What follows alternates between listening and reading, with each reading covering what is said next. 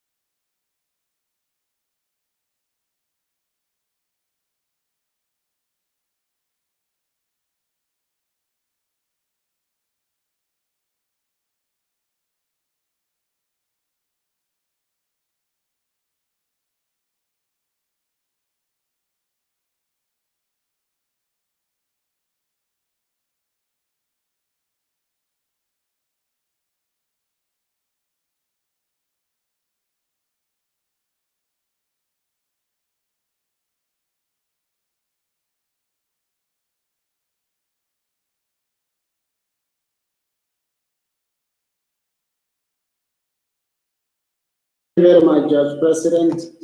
Good morning, Mr. Mube. Good morning, Chief Justice. How are you, sir? I'm very well, thank you. Thank you. Colleagues, good morning. I want to begin by welcoming Judge President Japi in our midst. Honorable JP, good morning.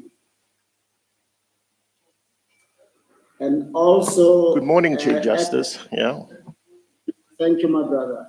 And also Acting Judge President Mia. Good morning, my sister. Good morning, Chief Justice.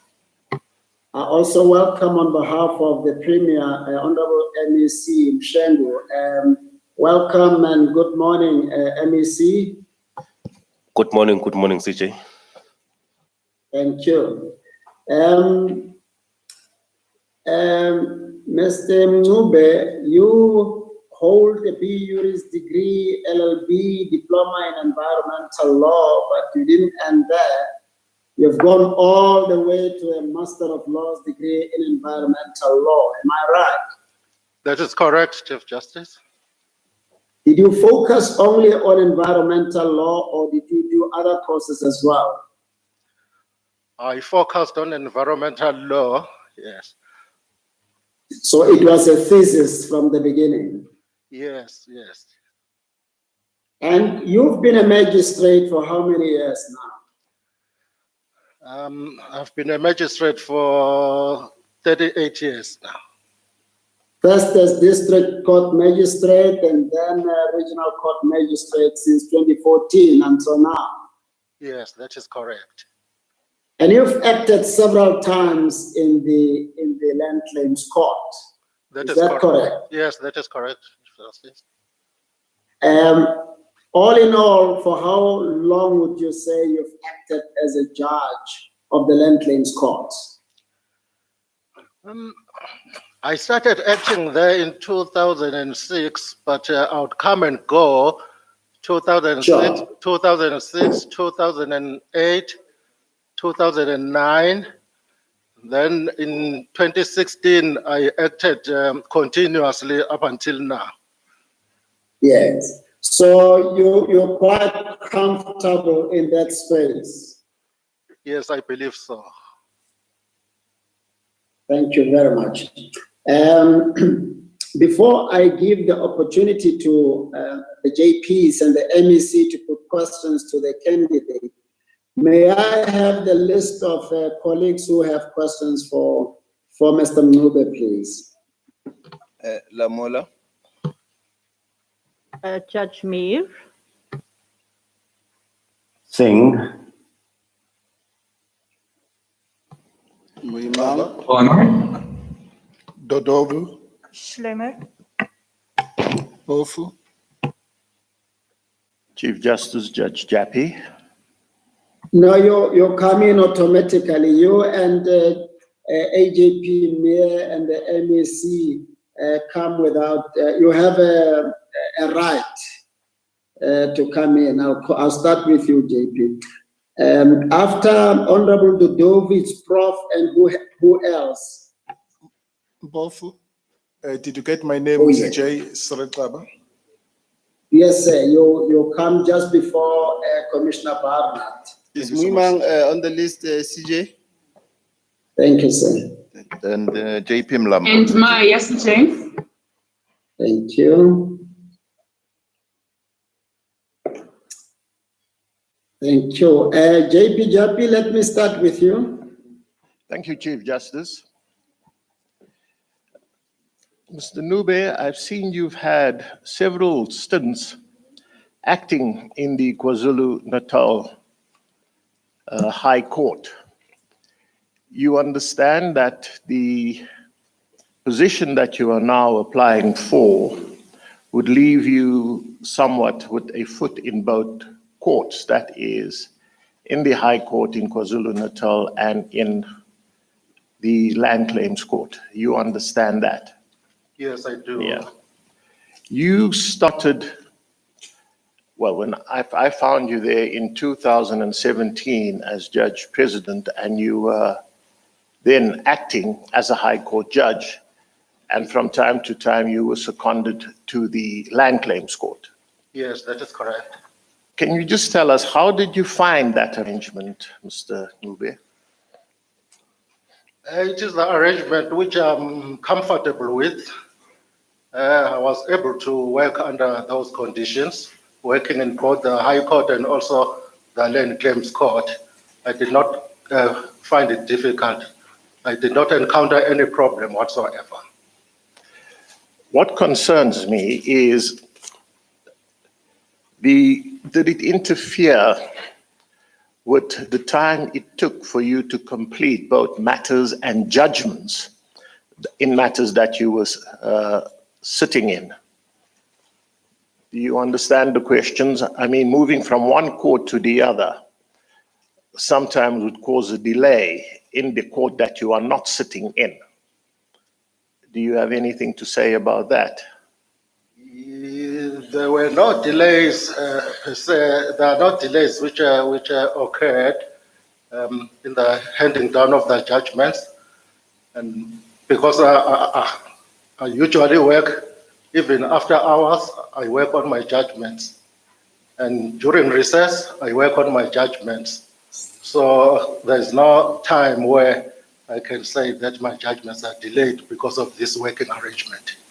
Well, speaking for myself, I have seen you there during recess, Yes. working on it. The sort of work that you did in the Durban High Court, from my understanding, it was both civil and criminal work that you did. Yes, it was both civil and criminal work, yes. And your experience, could you cope with the work that was being given to you, both in the High Court and in the Land Claims Court, in the sense you didn't feel overburdened by it all? Yes, I could cope, and I coped very well. Yes. And you've been doing this since 2017, as far as I know. That is correct, Yes. JP. Yes. Thank you, Chief Justice. Thank you very much, JP. Acting Judge President Mia. Good morning, Mr. Ngube. Good morning, Acting JP. Mr. Ngube, you started off your career in 1982 as a court interpreter, and today you are interviewing for appointment to the bench. I think you need to be commended for the great strides you have made in your career. Thank you. Mr. Ngube, you have been one of the mainstays of the Land Claims Court, certainly since the time that I have been the head of the court. And the court has operated under somewhat difficult circumstances because we don't have permanent judges appointed yet. But you have operated under those difficult circumstances, based predominantly in KwaZulu-Natal, with great efficiency, for which the court is grateful. You've also traveled all over the country, like many Land Claims Court judges do. It's a lonely job. Help me understand what excites you about the work you do and makes you want to carry on this kind of nomadic judicial existence, if I can call it that, rather than the comfort of being a regional court magistrate. I think what excites me is the passion I have for human rights and also for land reform legislation, land reform law. That is the passion which even drove me into making an order, which I made, the order for the appointment of a special master of labor tenants. I went out of my way, although it was an order which had never been made in this country, but I went out of my way and made an order for the appointment of the special master of labor tenants because of the problem which was facing the labor tenants. They had applied for the acquisition of land through the department, and the department took long to process their applications. And it came to the stage when they approached the land claims court, and they asked the land claims court at least to appoint a special master who was going to work hand in hand with the department and try to speed up the process of processing the applications for the acquisition of land. Well, I made that order knowing that it could be said that I had stepped the judicial mark, and in fact, the SCA found that that order amounted to judicial overreach, and the order was set aside. Fortunately, the Constitutional Court did not agree with the SCA, and the Constitutional Court reinstated my order.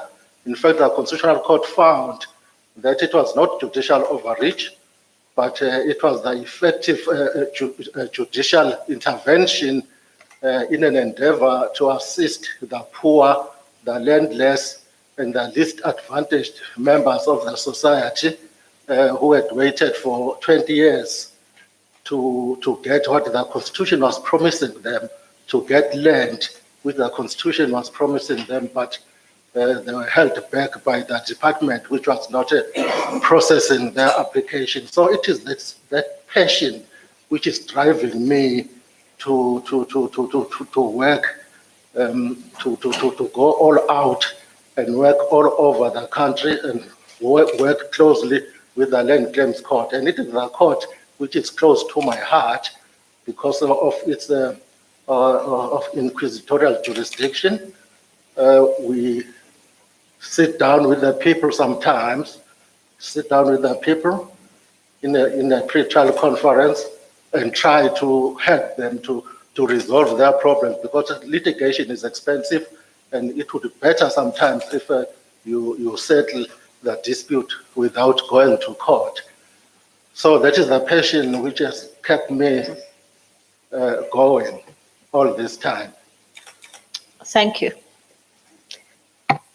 And also I can add that as I'm in KZN, I'm working with the community which I like, and the community which I know, the community of labor tenants and farm dwellers. Those are the people whose culture I understand. I understand their cultural practices, and I speak their language. Thank you. Thank you so much, CJ. Good morning, Mr. Ngube. Well, the Constitution of the Republic enjoins us to, amongst other things, heal the divisions of the past. And one issue that keeps on dividing the people is the issue of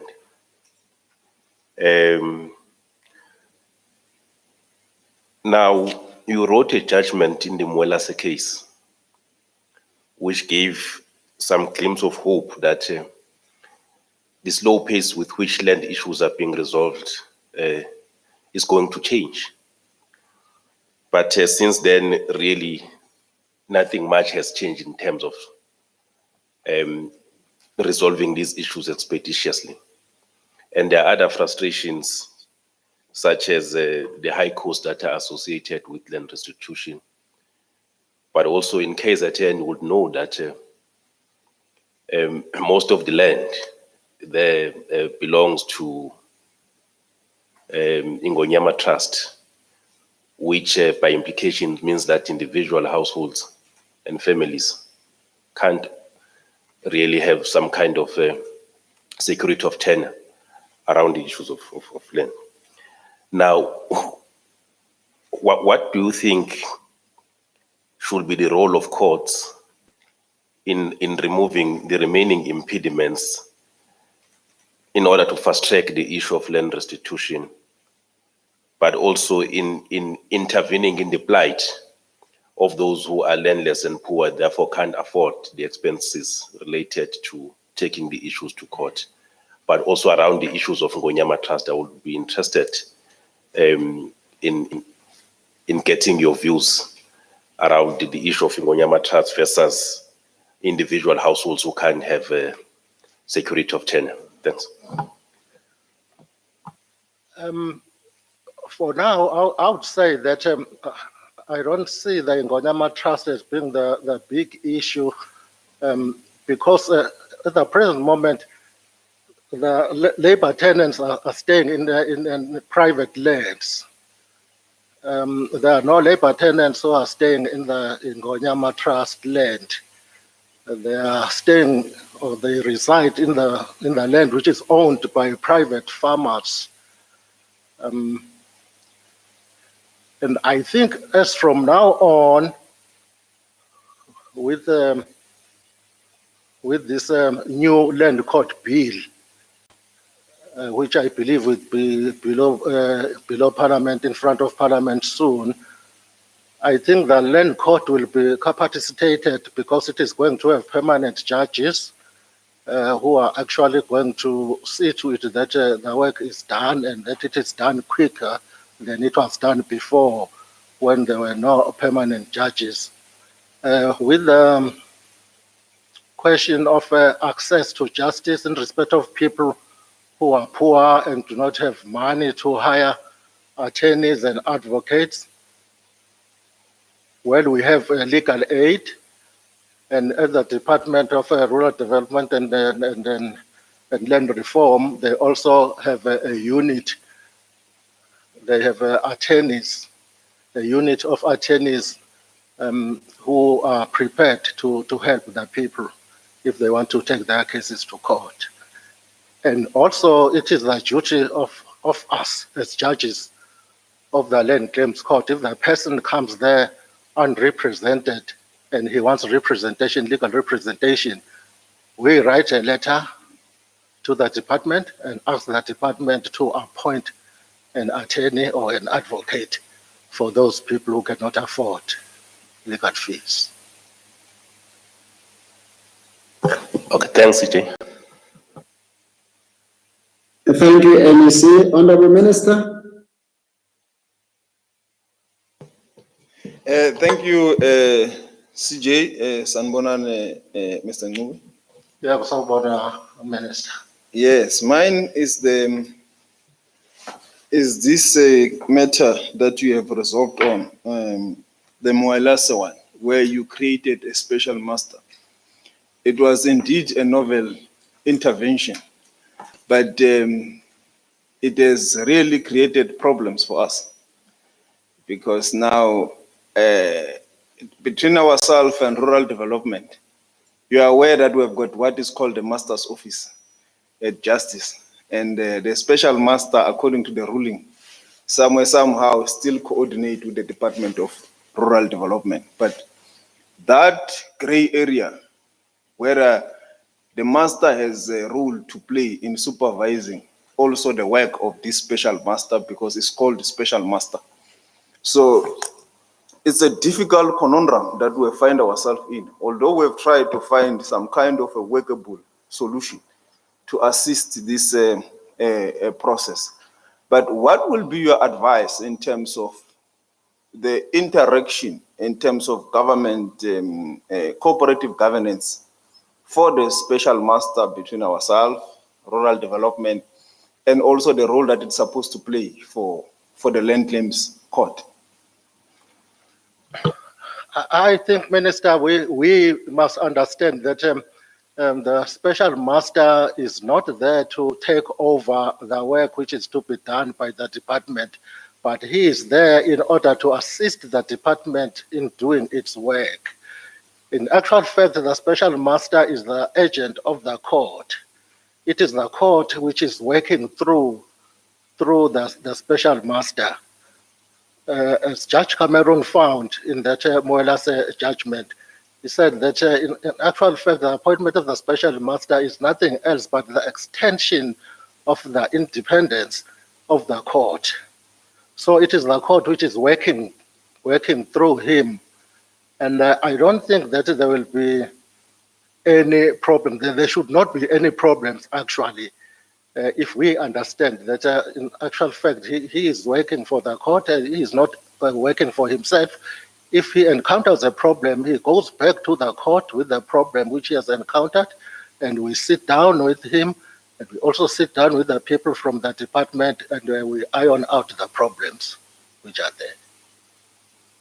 Yeah, in practice, it has become clear that he or the special master can only work also with the support of the department. So that line is a very thin one between being an agent of the court or an agent of the department, and who accounts to Parliament. All those gray and difficult areas is what we are grappling with in this matter. Now, the minister and the minister of Land Affairs or Rural Development is accountable to Parliament, and the special master has got nothing to do with Parliament actually, but he has got everything to do with the court. Yeah, I don't want us to belabor the point. I just want to get clarity because it will help us as we engage on the matter. Because as you are aware, the budget, the staff, and all that has to come from the department to assist the special master. So that blurs that line between the court and the department. So I want to get from you that, in your view, this indeed is a novel intervention which the department is supporting, and we work very well with the special master, including from our side where there's some confusion whether this special master relates to the master of the High Court that we have. Yes. There has been some clarity. We've had meetings, lots of meetings to just get that clarity. But that line is always there, particularly when it comes to budget allocation and all that, to give support to the work of the special master. Whether it should come from the court budget or it should be from the department, and where must it be housed and how and all. So those kind of things have been some kind of a difficult solution that we have tried to find, but I think we're on a day-to-day basis trying to help that the special master. Yeah, I understand. Yes. I understand, but it should not be the problem. The way I look at it, it should not be the problem. So far as the budget is concerned, it should not be the problem, because whether the special master is there or whether the special master is not there, the department was still expected to process these applications. That budget which the department was going to use in processing the applications is the budget which the department is going to use now in cooperation with the special master. I believe there was a budget which was set aside for the processing of the applications of labor tenants. So if that budget is there, the department must use the same budget, but in conjunction with the special master to process those applications. No, that's fine, Mr. Mngube. With your indulgence, CJ. Thank you. Go ahead. Yeah, Mr. Mngube, this is a different one. Yes. What is your view with regards to the expropriation without compensation? Do you think now, in terms of Section 25(3), can you be able to expropriate land without compensation or at nil compensation below market value, as the Msiza case has found, which was overturned by the Supreme Court of Appeal? Yes. And if you think so, do you think that if there is any ambiguity, the process in Parliament that is currently unfolding, is it, must we, as we have agreed that we are going to proceed to clarify, will that be helpful for the work of the Land Claims Court? Yes, I think we cannot talk about access to land without talking about expropriation of land without compensation. I think it is the only way out for South Africa. I don't think there is any other option. Well, sometimes people think that Section 25 of the Constitution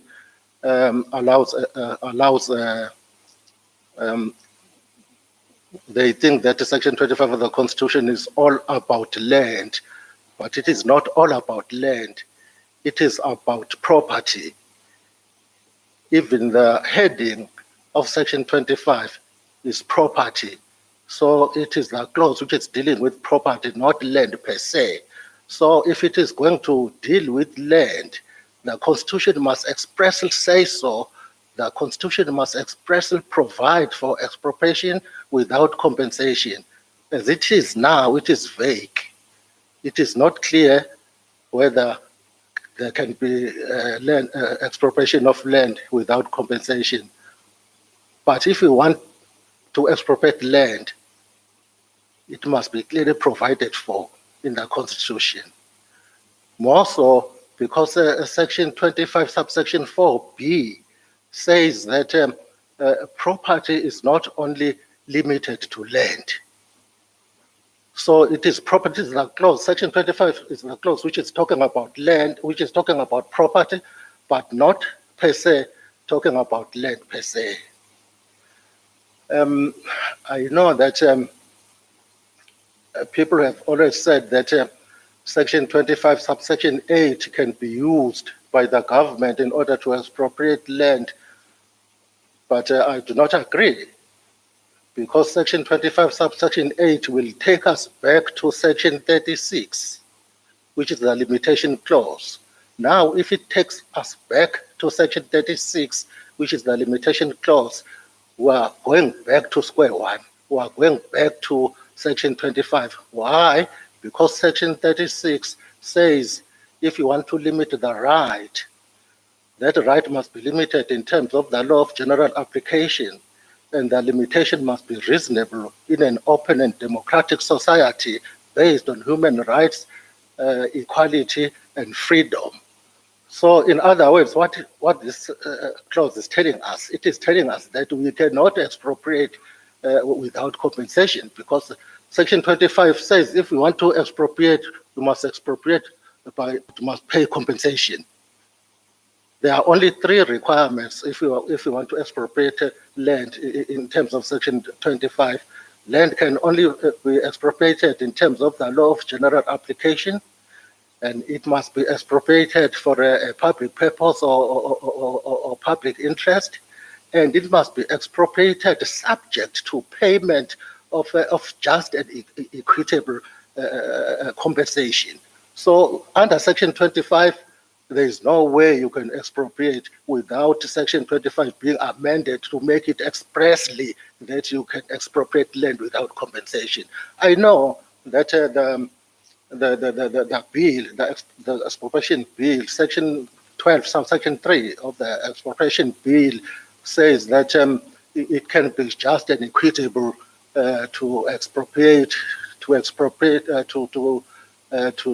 can be just, and then it says it can be just and equitable for land to be, it says something about nil compensation, to expropriate with nil compensation payment. It is not clearly drafted.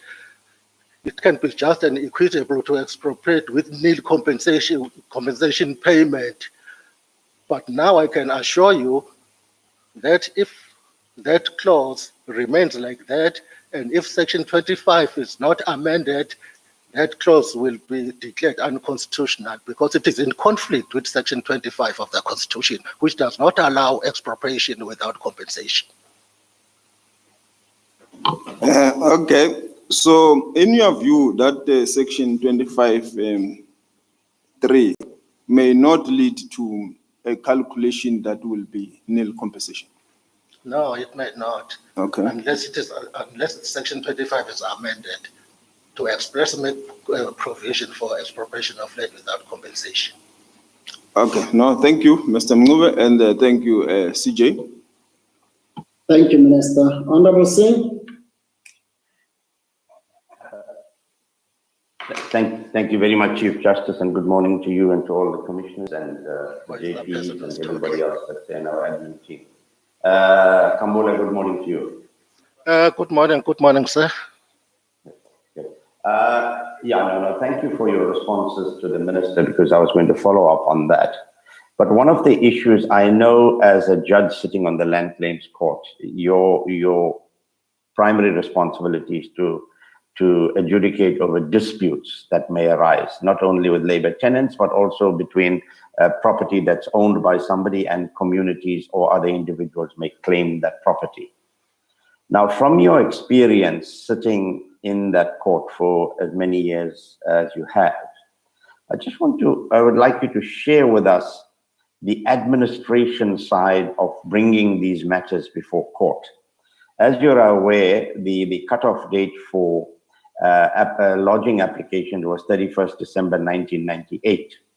And I remember at one stage there were over 14,000 unprocessed applications just for prima facie evidence that there are claims, and that is by the Department or the Land Claims Commission.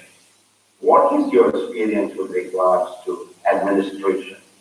In a case, you get prosecutors bringing cases before you, they have to be well prepared.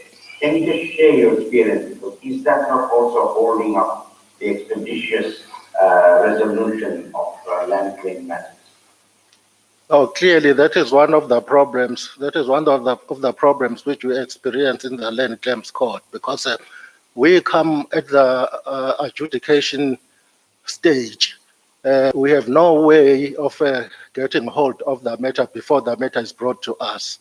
So we rely on the commission and the department to bring cases to the court.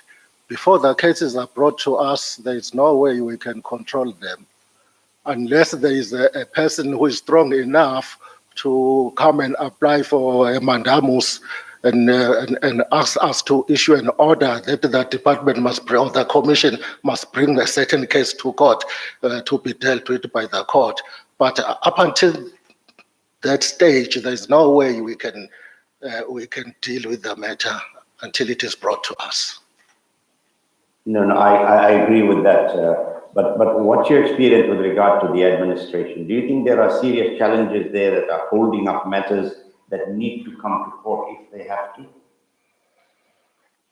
There are challenges, but I do not know whether the department is guilty of not bringing the matters to court on time. Maybe the process takes long. The process itself takes long because they start by investigating the matters to see if the matter is ripe to be taken to court. If there are delays in the investigation itself, of course, it will take long for the matter to come to court. But I don't want to put the blame squarely on the department and say it is the department which is delaying. Maybe they are delayed by the fact that sometimes they must go out to the rural areas and they must look for the claimants, and the claimants are not there. The claimants are far away, and they have to travel all the way looking for the claimants and interviewing the claimants. There are so many sorts of problems involved. No, thank you for that. And just as an aside, perhaps on interpretation of 25(3), there is a commissioner sitting there who shall remain unnamed, but he's a senior counsel who gave us a different opinion. But anyway, let's see when he asks questions. My second question relates to, we get a lot of people writing about communal land and title deeds. Do you think there is still a place, and for how long is there a place for the existence of communal land in South Africa in general and in KwaZulu-Natal in particular? Thank you. By communal land, I understand the land which is owned by the community or by the chief. As far as I'm aware, the Amakosi just have guardianship; they don't own the land.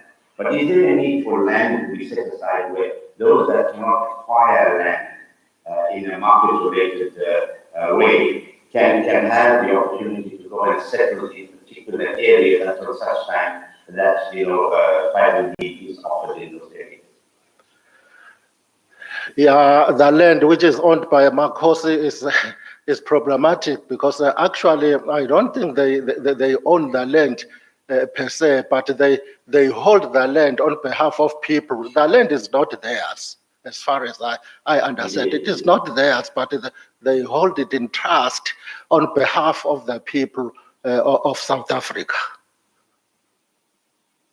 Yes, just as a follow-up. Yeah. Whether it's Amakosi, sorry to interrupt, whether it's Amakosi or whether holding the land, but is there a need for land to be held in trust, parcels of land to be held in trust for some communities or some people until they can get title deeds to be able to reside and have a place on that land? That's my question. I don't think there is a need for that, because if it is your land, it is your land. But the problem will be with regard to subdivision as to how it is going to be subdivided to such an extent that you can be able to get a title deed. But it is not a problem, because it is your land. You must be able to get a title deed in respect of your land. So the problem will be with the subdivision as to how do you go about to subdivide that land if the Amakosi are still clinging on it, on the premise that it is their land, or that sort of the thing. Thank you, Chief Justice. Thank you. Thank you very much. Thank you, Honorable Singh. Honorable Kaiwa? Thanks, CJ. Good morning, Mr. Mube. Good morning, sir. Thank you very much. One of my questions has been covered. Now, the second one relates to the Act, this Labor Reform, Labor Tenants Act of 1996. It's 2021 now, 25 years later. I have had to intervene in matters where a farmer or farmers refuse labor tenants from converting their mud structures, mud houses into solid structures. And in some cases, refusing municipalities from extending services such as water and sanitation onto the farm. What has been the take of the courts? I'm raising this point, moving from your decision of judicial intervention to assist the poor and the landless. Has there been any cases that have been brought before the court and to address situations such as this? Thank you so much. The story of farm dwellers is very painful. There has been no case as such which has been brought to court where the farmer is refusing the municipality to provide services for the people who are residing on the farmer's land. But there have been cases where the farmers do not allow the labor tenants themselves to build brick houses. They want them to build the mud houses. And when he converts his mud house into a brick house, then it is a big story. And then the farmer will go there and demolish. I've just handled the matter at Harry Smith. Although the occupier had the right to occupy the land, but there came a stage when the house was dilapidated and he had to re-establish the house, to rebuild the house. In rebuilding the house, he had to use cement bricks, and it was a problem for the farmer, and the farmer just demolished it. Well, unfortunately, they were able to go to the Department of Land Affairs, and they got an advocate who took the matter to court, who took that farmer to court, and I ordered the farmer to rebuild the house which he had demolished. And I think it has been rebuilt now because there's been no application for leave to appeal or anything like that. I think, in fact, he did rebuild it. But in case where the farmer is refusing the municipality to provide services, no, we have not had such a matter. Thanks, Chief Justice. Thanks, Magistrate. Thank you. Thank you, sir. Commissioner Gardner? Thank you, Chief Justice. Good morning, Mr. Nuba. Good morning, sir. In the moralizing judgment, you make reference to the use of the inquisitorial proceedings as opposed to the adversarial process mostly used in South African courts. Could you explain to the Commission how the proceedings in the land claims courts are conducted and when and how the inquisitorial proceedings are best used or introduced? In the Land Claims Court, we refer to inquisitorial proceedings in the manner that we start by holding pre-trial conferences. In the pre-trial conference, the judge is actually involved in trying to resolve the matter peacefully to the satisfaction of all the parties. But of course, you do not get involved to such an extent that you get your vision muddied by the dust of the fighting bulls. But you get involved to a certain extent, not to the extent that you become partial. It should not be seen. You should not be seen to be taking up the case for one of the parties. But you try, by all means. The first thing which I ask the parties when they come to me, I ask them, have you attempted settlement? And most of the time you find that they have not attempted settlement. They will tell you, no, we have not attempted settlement. And I tell them, I think it is better for you to attempt settlement first. And if you can't settle, then come back to me. And in most cases, once they go out of my chambers and trying to settle, they will sit down, they will talk among themselves, and when they come back to me, the matter is settled. Thank you. Now, except for the pre-trial proceedings, are there any other instances, or when would you think best in the land claim would the inquisitorial work also? In other words, I take the point that it's in the pre-process, but once the trial starts, what instances would be good to refer or to make more use of inquisitorial process? You can also advise them to go for mediation, of course. You can advise them to go for mediation or arbitration. But with regard to arbitration, then I don't think you are in a position to force them. You cannot force them unless they come to an agreement or sort of an agreement, unless that clause that the dispute will be referred to arbitration is made part of a contract. If it is part of a contract, then you can enforce that clause which is in the contract. But if it is not in the contract, you cannot force them to submit to mediation or arbitration. And once the case is in court, once you are presiding in that case, then there is no way of you being seen to be taking the case for one of the parties. Then once you're in court, you must remain impartial.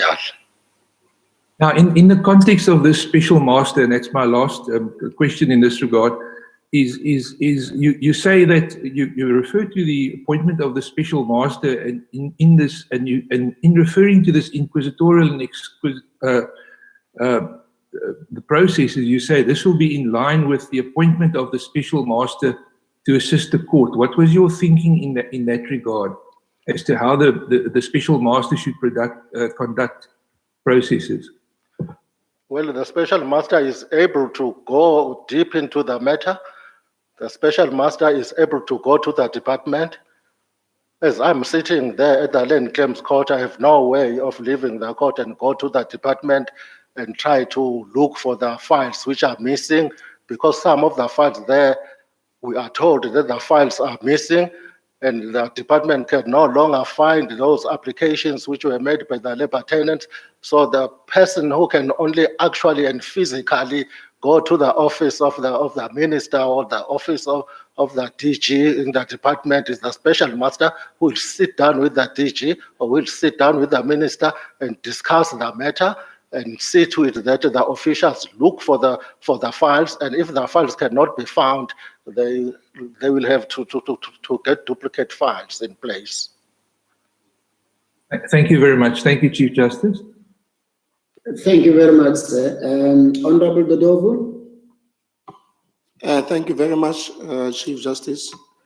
Good morning, Magistrate Ncube. Good morning, sir. I move from the issues of land to environment, your area of specialization. Yes. In your view, in relation to sustainable development, how important it is to protect and preserve the environment and enforce the laws pertaining to environment in order to bequeath the future generation a good life.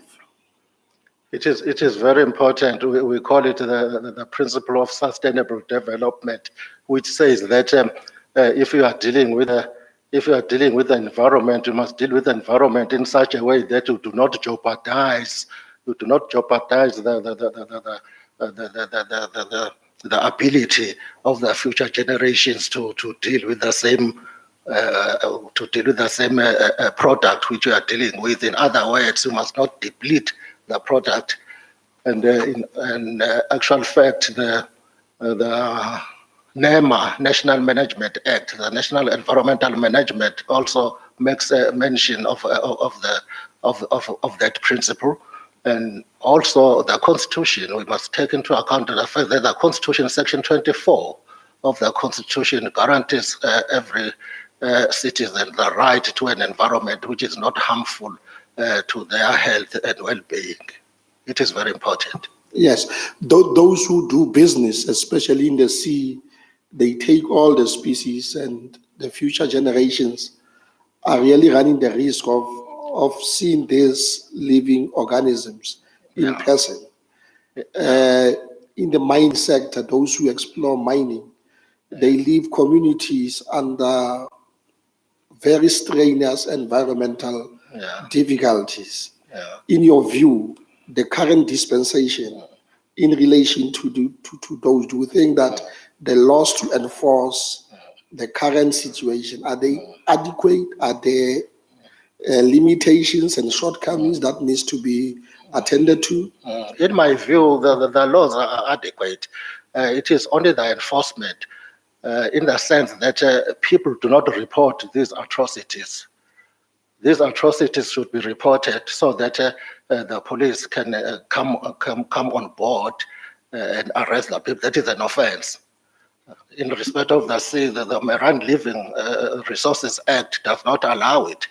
And in fact, in the case of mining, the precautionary principle, which is one of the international environmental principles, precautionary principle, says that if we are dealing with the land, for instance, if we are dealing with the mining, after you have done what we are doing with the mines, you must rehabilitate the earth. You must rehabilitate the soil. If you do not do that, you are committing an offense. And it is an offense which must be reported to the police, and the matter must be taken to court to be dealt with in court. Yes. Just last point, Chief Whip.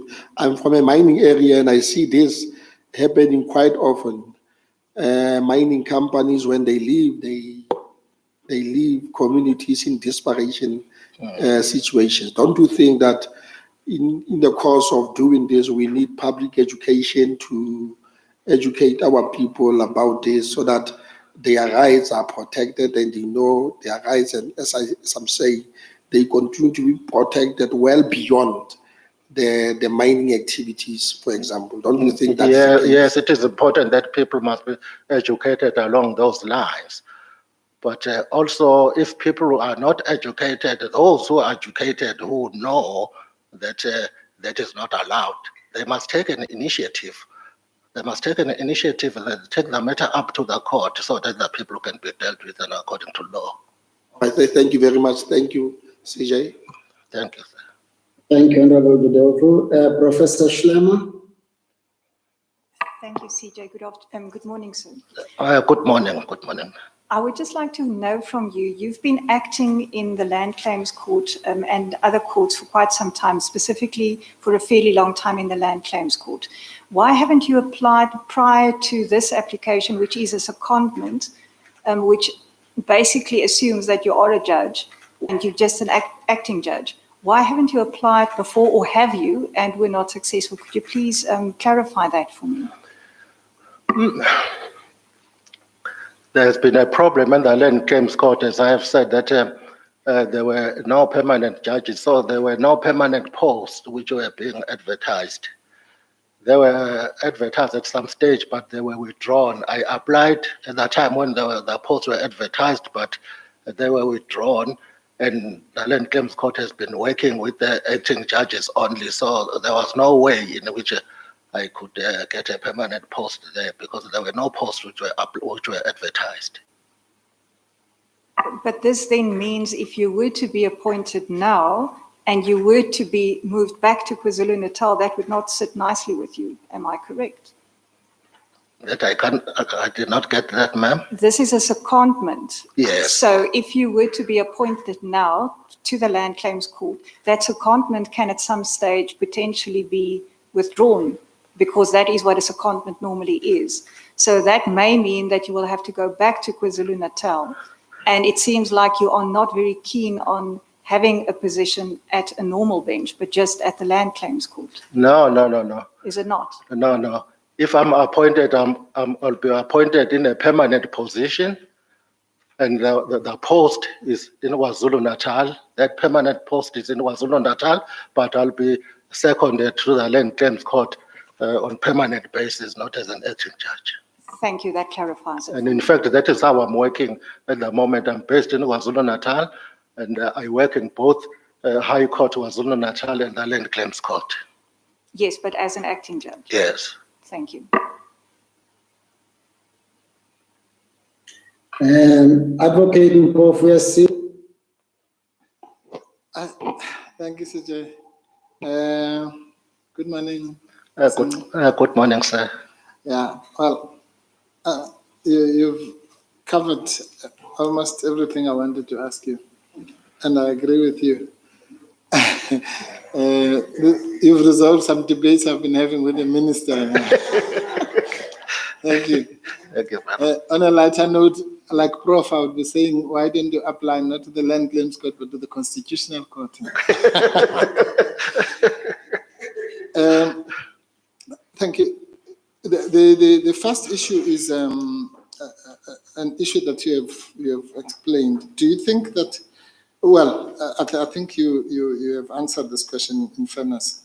So maybe I'll just put it as a comment to say that I don't believe that any lawyer who's honest can ever read Section 25 to say it allows for expropriation of land without compensation, because it says so in English. Yeah. You don't even have to be a lawyer. It says you can only expropriate subject to compensation, Yes. the amount of which and the time and manner of payment of which are either have been agreed to, and so on and so on. Yes. And then subsection 3 says the amount of the compensation and the time and manner must be just and equitable. That's correct. So Yes. the 6 or 8 words there that make it clear that there must be a compensation. Yeah, there must be compensation. Now, the issue that I wanted to ask you is, do you agree that land reform, I don't like that term, but let's use it for now, that land reform cannot be driven by the courts? I mean, if we are serious about repossession of land, which was taken by violence over so many years, the courts cannot be the mechanism. The courts are there to dispense justice. That is correct. Not to just dispense land. Yes. It's as absurd as saying that you could deliver housing by going to court. Every time you want a house, you must go to court. I mean, it would take 1 million years for people to have houses. Yeah, that is correct. Yes, I agree. I agree. Okay, thanks. And the danger, the reason I'm raising this is because for 25 years, it was believed that the market can deliver land. And people realized that that's just a nonsensical notion. Yeah. So we don't want another 25 years thinking the courts can deliver land, because that is not going to happen. Now, the other issue, the last question I want to ask you is private ownership of land. And I'm glad you are an environmentalist, because I think you'll understand this question. Do you agree that the notion of private ownership of land is actually a silly notion? because the land is finite and it belongs to all of us. And we're only here, the average lifespan of a human being is not more than 90 years, let's say 100 years. And the land will be here for millions and millions of years. That the land, like the air, the issues we are talking about, pollution and so on, actually belongs to all of us, and we must just find a way of sharing it, and keeping it for generations to come. Yes, really. You agree? I agree. That is true. Thank you very much. Yeah, that is true. Honorable Moimo. Thank you, Chief Justice. Good morning, Mr. Ngube. Good morning, sir. Mine is on the point that you raised earlier on around the Ngonyama Trust, which I want to draw parallel with the Communal Land Rights Act, popularly known as CLARA, that was declared unconstitutional. I think one of the issues raised there is that it promotes duality of the property regime, one for the urban contingents and then one for the rural contingents. Two, it perpetuates the land regime according to the old Bantu Authorities Act. And three, that it perpetuates a lack of security of tenure. From your understanding, what is it that urgently could be done by government to ensure that there is a security of tenure for people that are finding themselves under the leadership of traditional councils? Because there is nothing that they can do with the place that they are occupying. They can't go to the bank and say, here's my security, I want to embark on a business. Can you hold this as a security for my ventures? Thank you, Chief Justice. Thank you, Secretary. I think it will make no harm. I think it will make no harm if the government can expropriate the land in order to give it to the people. Because people need land, people are landless, and that land, which is being referred to as communal land, does not help the people. So it will be for the government to expropriate the land and give it to the people and put in place the mechanism of getting title deed for the people so that they will have title deed to that piece of land. That will be the only solution, the way I look at it.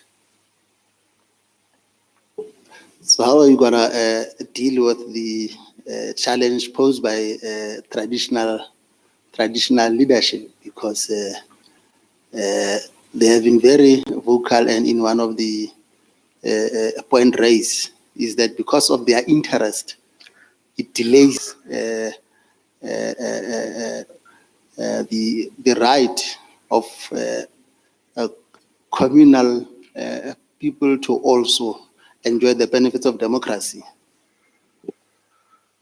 Well, all people are vocal when it comes to land.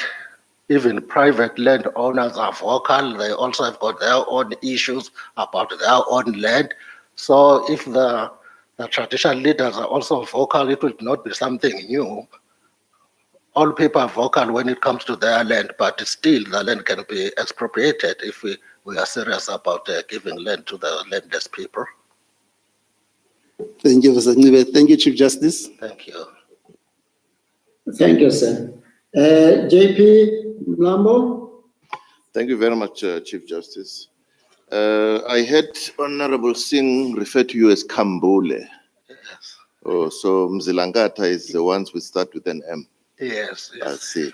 That's a very nuanced difference. But thank you very much.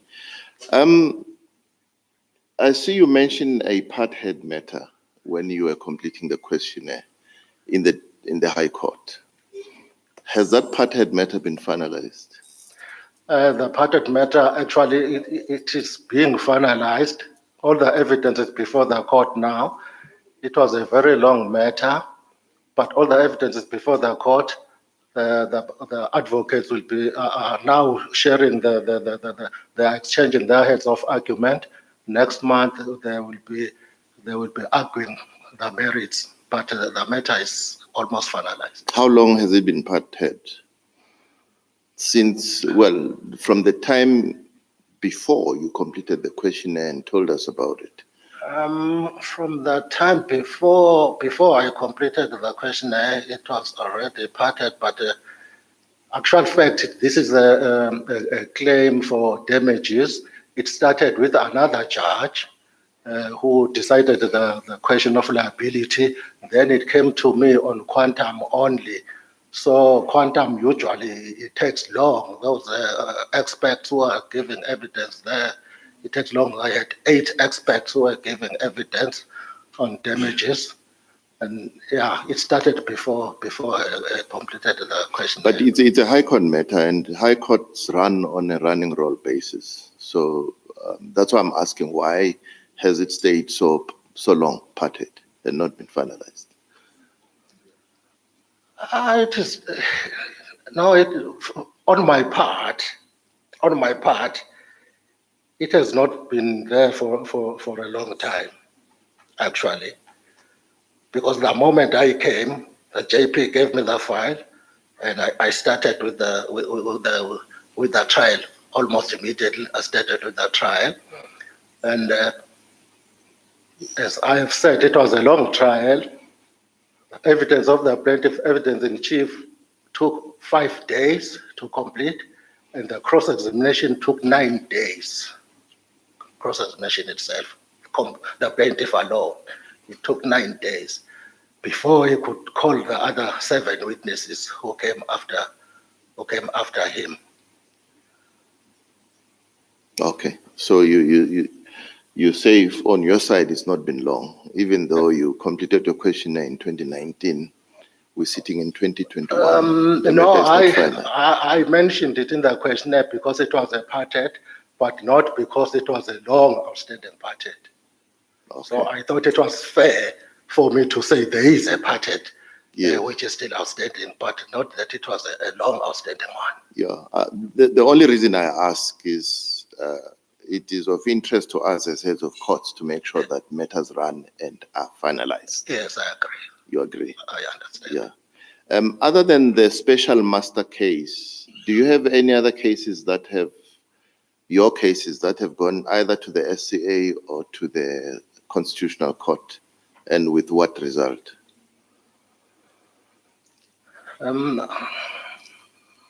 I had about 3 cases from the Land Claims Court, which went to the SCA, and my orders were all upheld.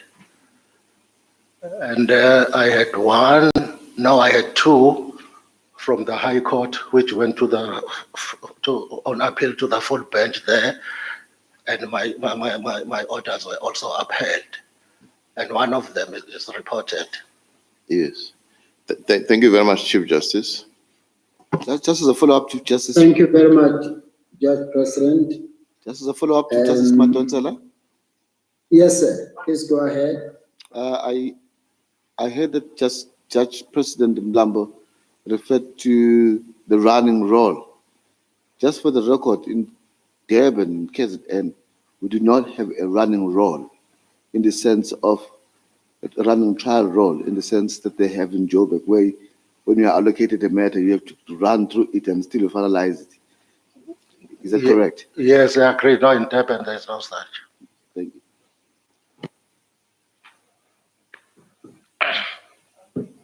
you. The President. Thank you, CJ. Good morning, Mr. Mncube. Good morning, ma'am. You've already answered my questions. I just want to point out that although the SCA overruled you in Uelasen, there was a minority judgment written by a certain woman judge that fully supported your reasoning and order. Yes, I agree. That is true. Yeah. Thank you, CJ. Thank you. Thank you, President. Mr. Mnube, your excuse, sir. Thank you very much, Sergey. Thank you, sir.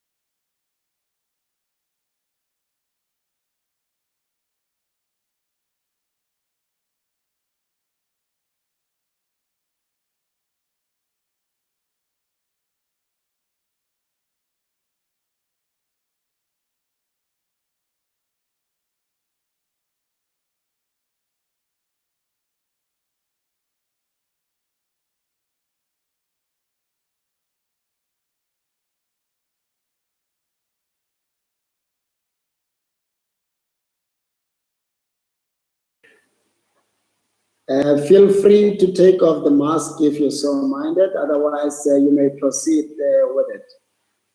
Thank you. How are you, sir? Well,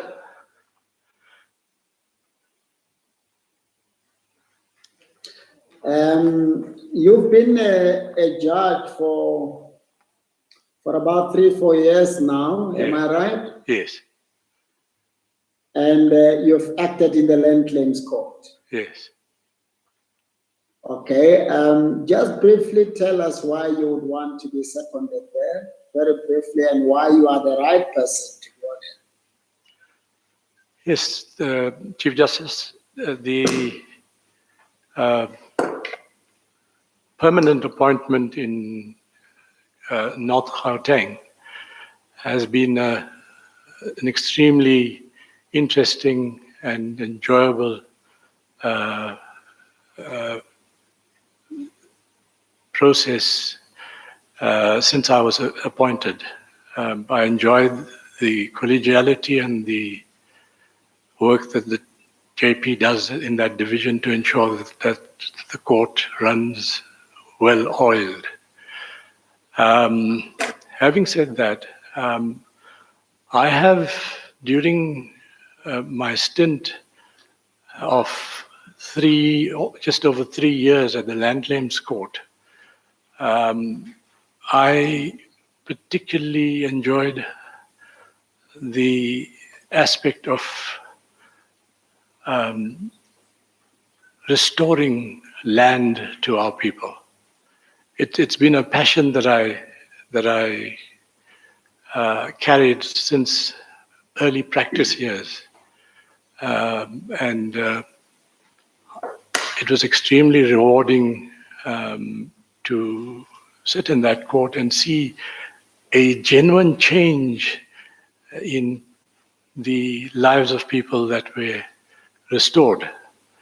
And I thought it's time to remain as a judge of North Gauteng, but be seconded to assist in that court, because I believe I can contribute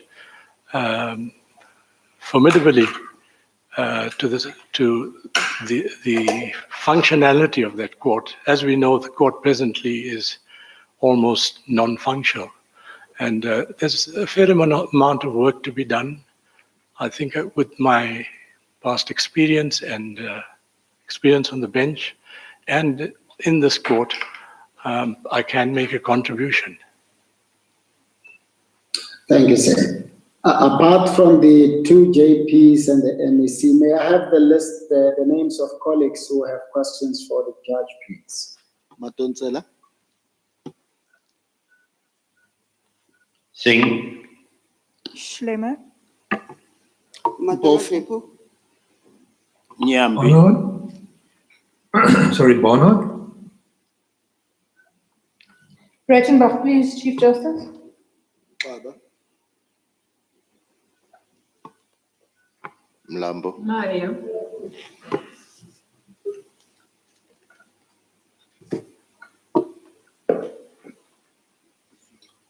JP Japi?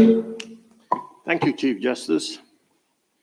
Judge Sadiwala, when did you first act in the KwaZulu-Natal High Court, and where was it, in Durban or Maritzburg? Durban and Maritzburg.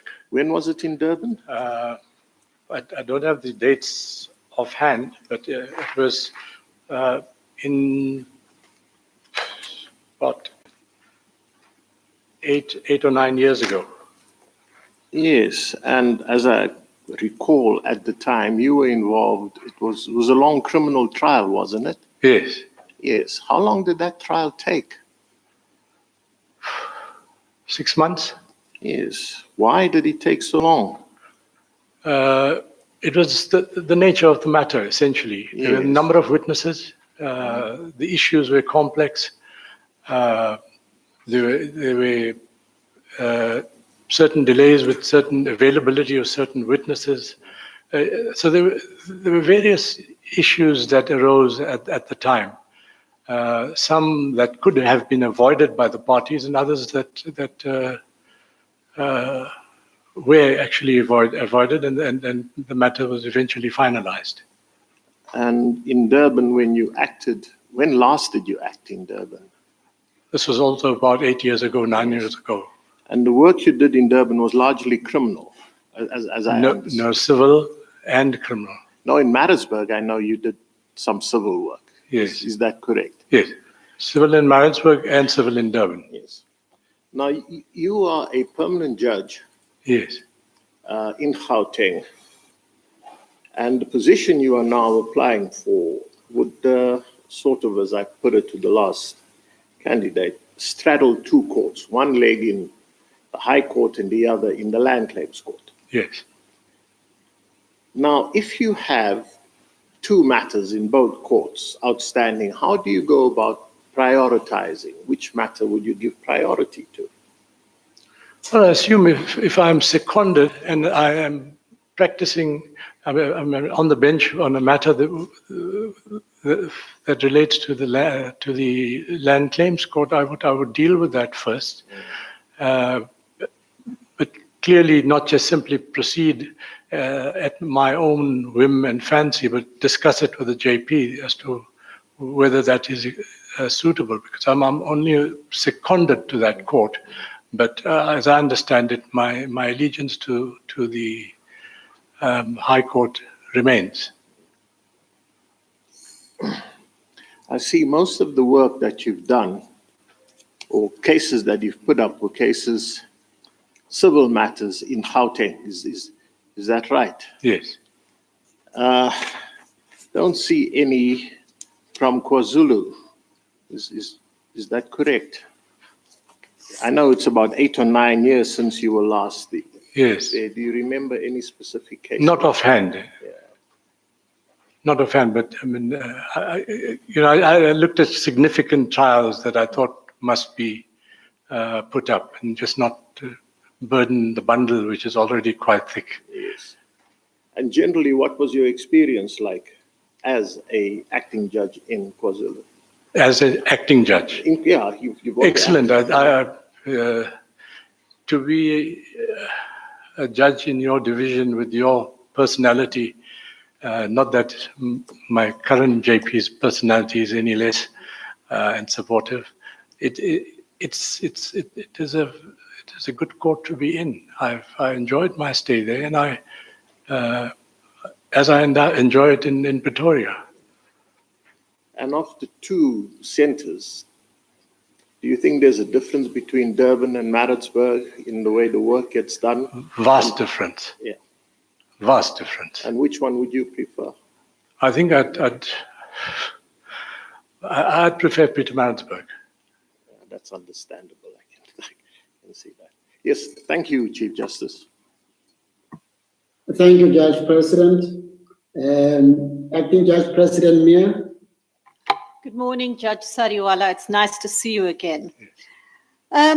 You are currently a judge in Gauteng. Yes. May I ask you why you did not apply to the position advertised for secondment from your current court to the Land Claims Court? Why have you applied to be seconded to a different court, one in KZN, and then seconded to the Land Claims Court? I don't quite understand this.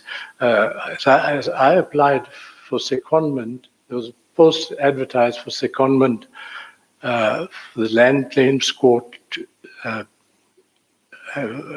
seconded to KZN. And on that basis, No, but there was also a post applied, advertised for secondment to from Gauteng to the Land Claims Court.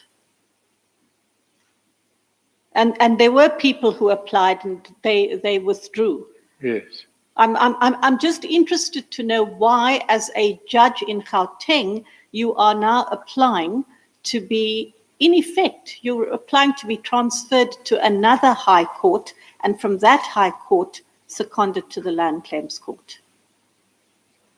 I don't see it as such. I see it as a vacancy and a secondment to KZN. That's how I see it.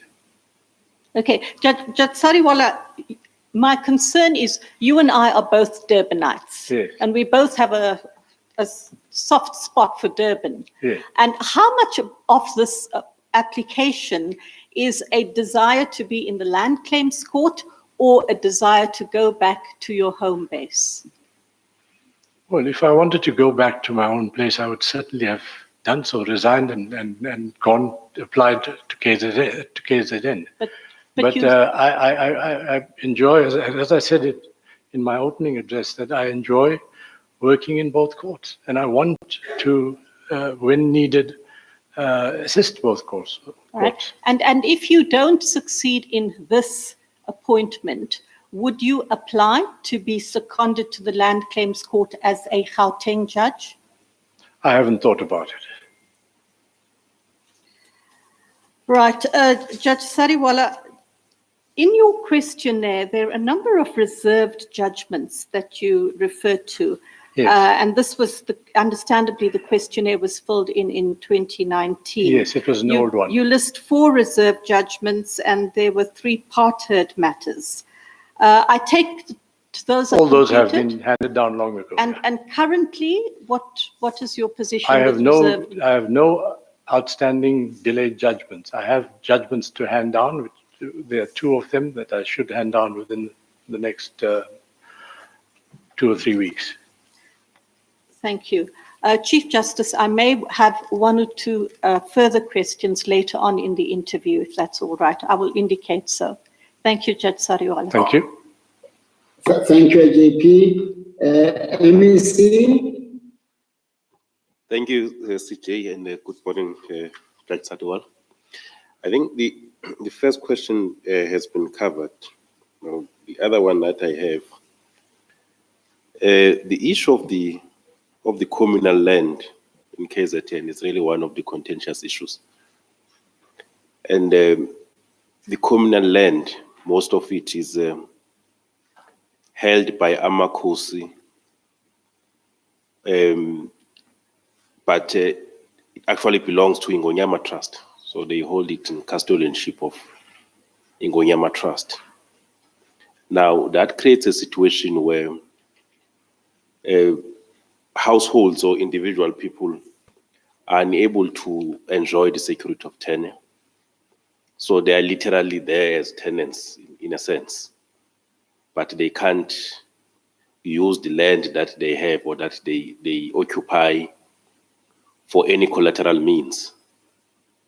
And that's a running debate in the province, including Amakos now starting to demand that they also get to own land and not in custodianship of Ngonyama Trust.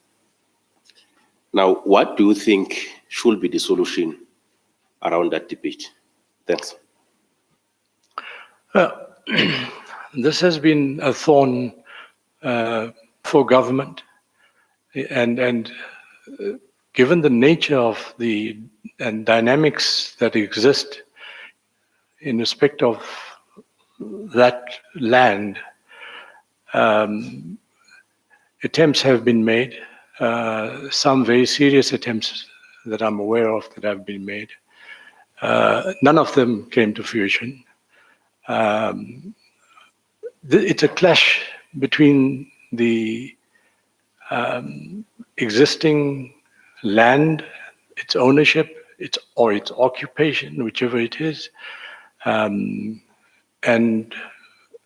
the desire of the powers that are.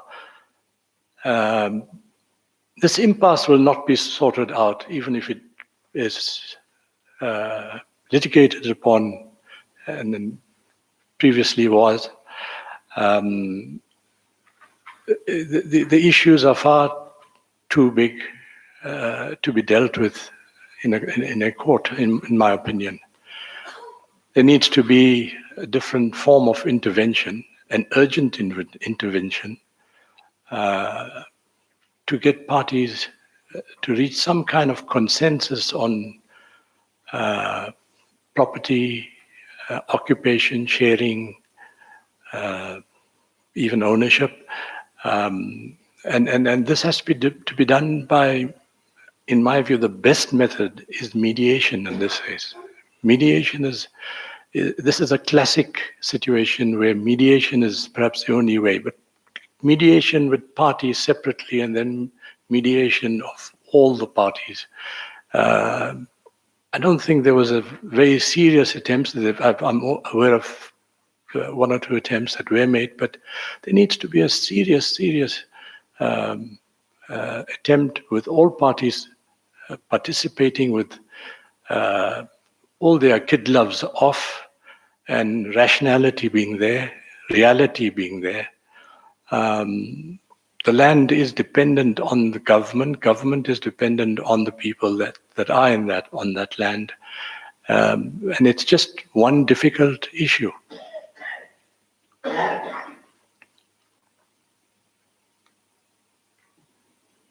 Do you think Have you finished, MEC? Just a follow-up, CJ.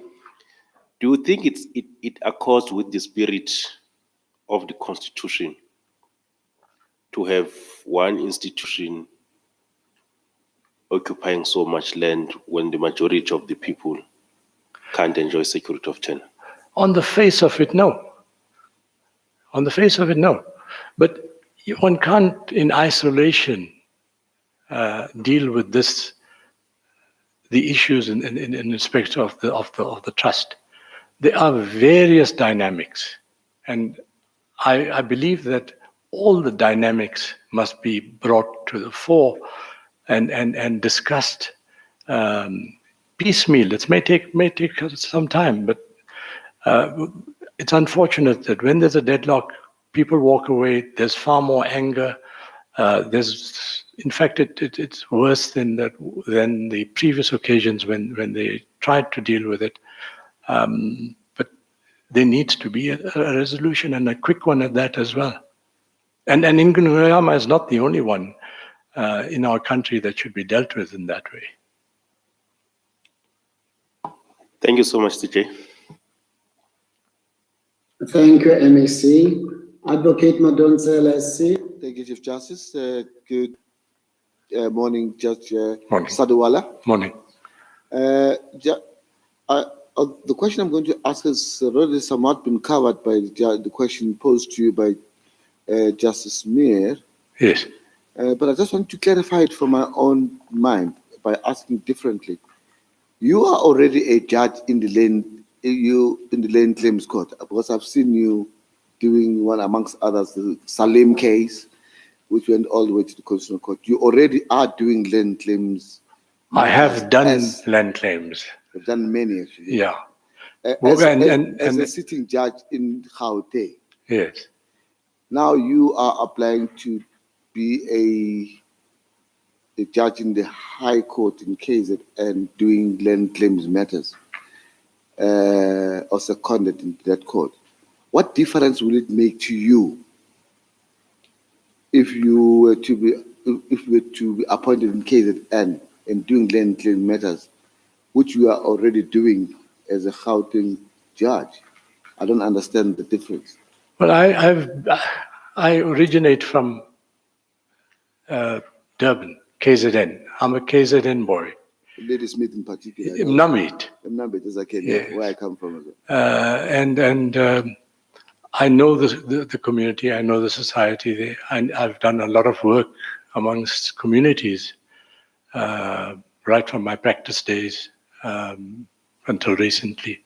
So I believe that it would have a dual purpose. I would be in Durban, familiar environment, and yet available to the JP in Pretoria if I'm required.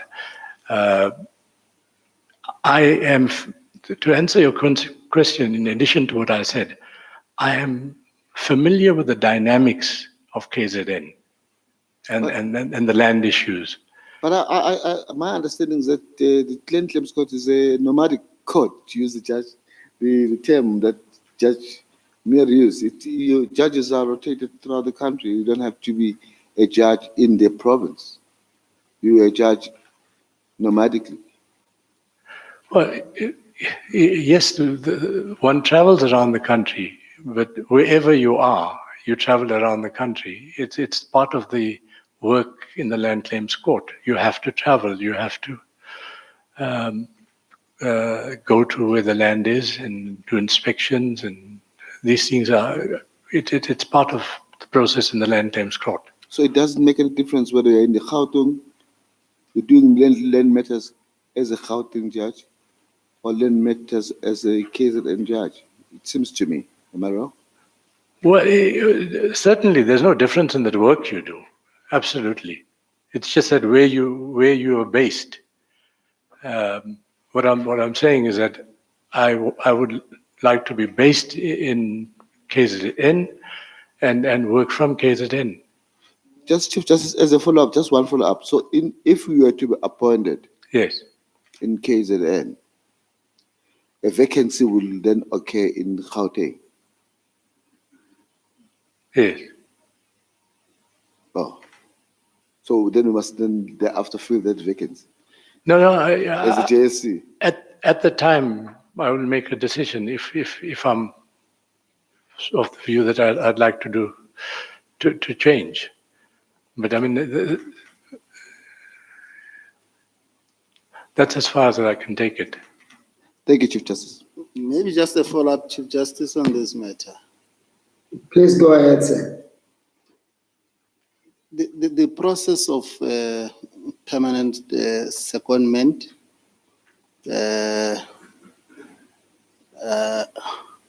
can you address the issue? Have you approached the Judge President to release you?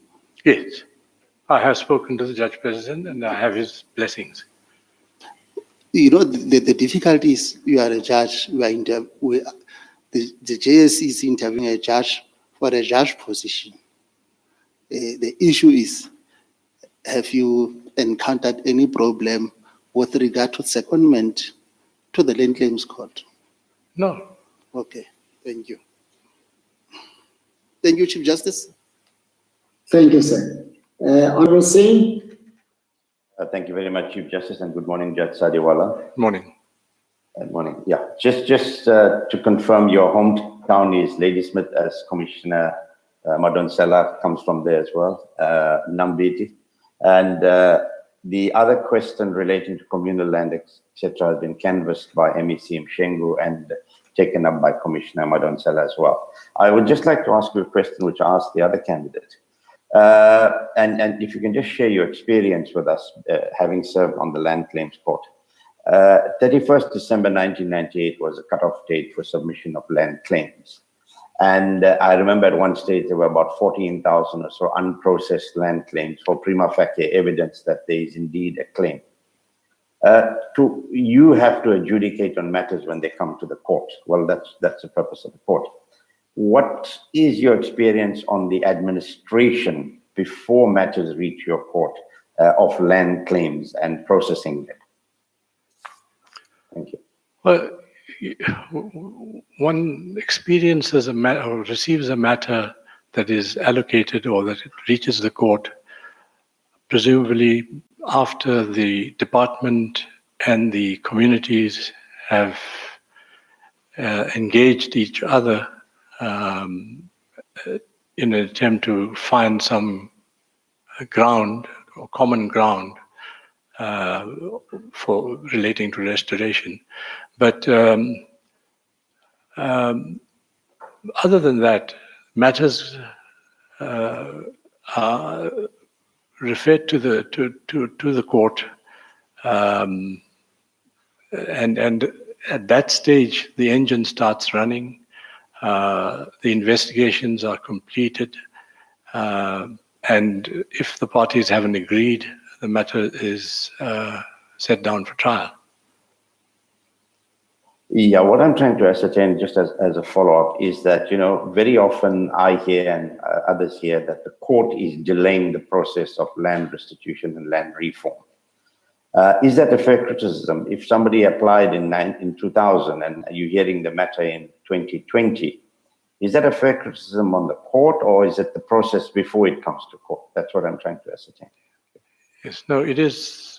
There's a fair amount of delay before, and depending on what the status of the parties are, insofar as the availability of the land, the ownership of the land, and whether agreement can be reached on whether the land can be allocated. That process often takes a while. It in some instances can take a year or two, or even more, before the actual hearing. The department has to commence its investigations. Documents are exchanged, and then the matter, when ripe, will be heard. Well, thank you, Judge. Thank you, Chief Justice. Thank you, sir. Prof? Thank you, Chief Justice. I think I've been covered by most of the questions asked until now. The one thing that I would like to know from you is what is your judicial philosophy when you sit in the Land Claims Court? Is it any different from otherwise? It's the same that I've always had. The rights of individuals that have occupied must be respected, by and large, and I sit with that cap. It's the process of investigating the eligibility or entitlement to land is then the only debate in my mind. Thank you. I see that some of the cases that you've dealt with, it took some time, up to 7 months, sometime, to give your judgment. Can you comment on your average time that you take to deliver judgments? Yeah. The Salem judgment was a particularly long matter. It lasted almost a year, with a number of parties intervening. That was exceptionally long.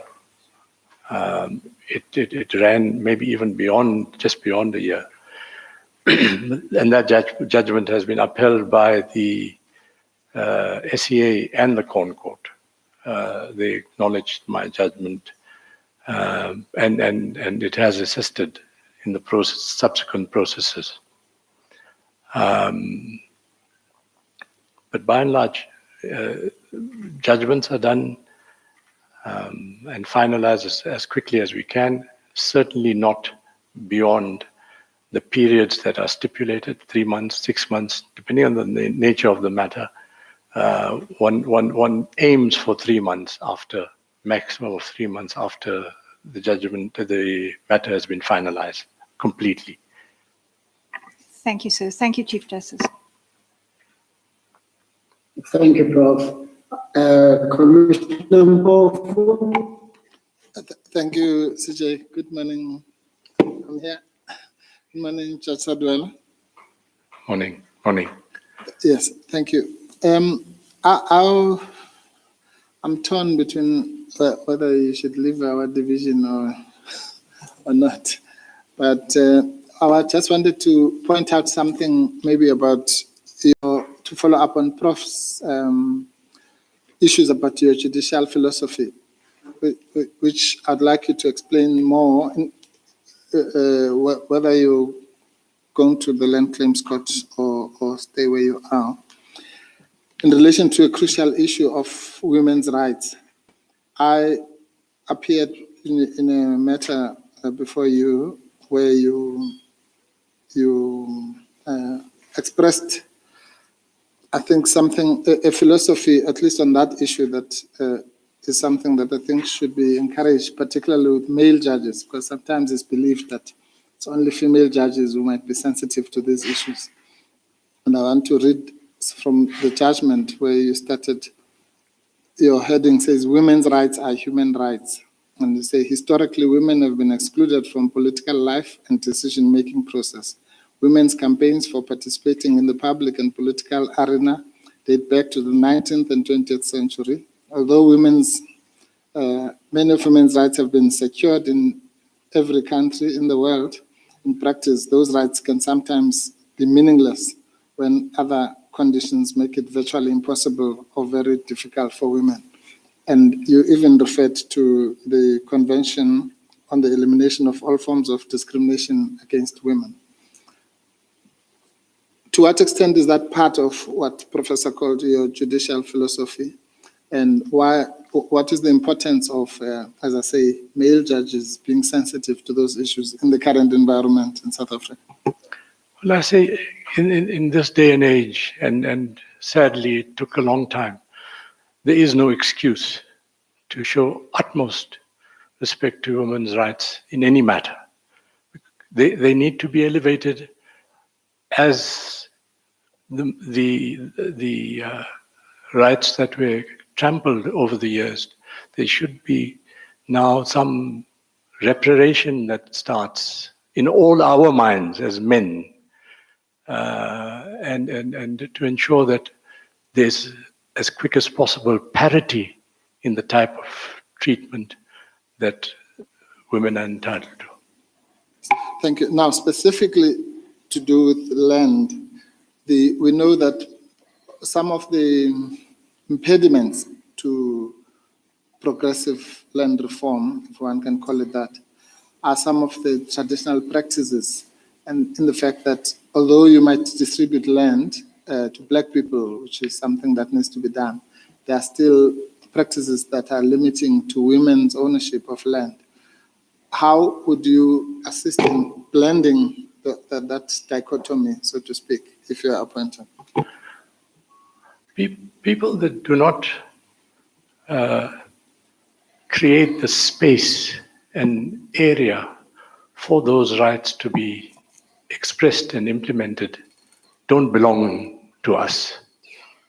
They don't belong to us. They belong to some other generation or some other society. If in this day and age they cannot give their utmost in ensuring that these rights are preserved in every facet, not just the law, not just property and land, but in every facet of life.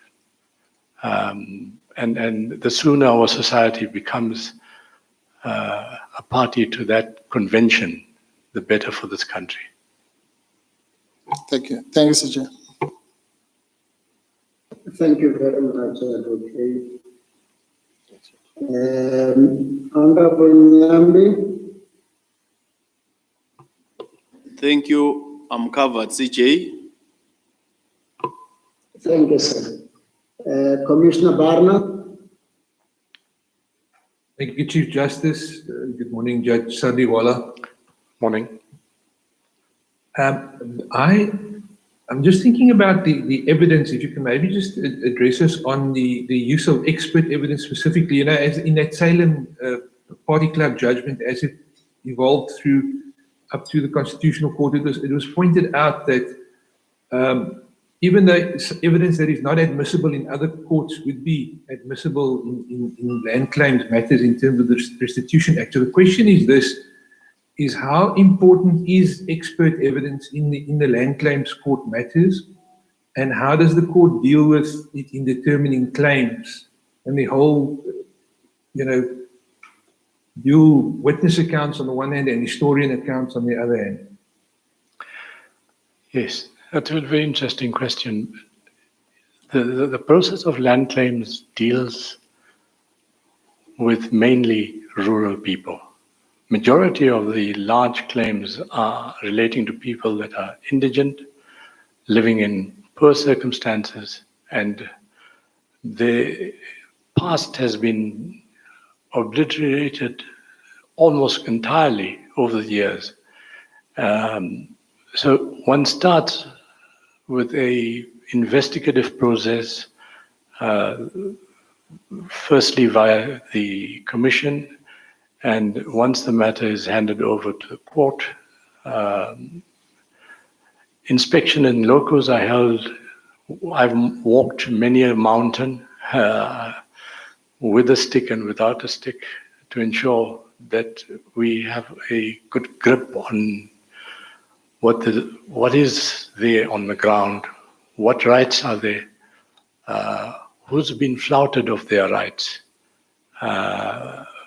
people that have been ignored for years. One tries to revive those rights, and it's a holistic approach when dealing with land claim matters, very different to the normal court situation.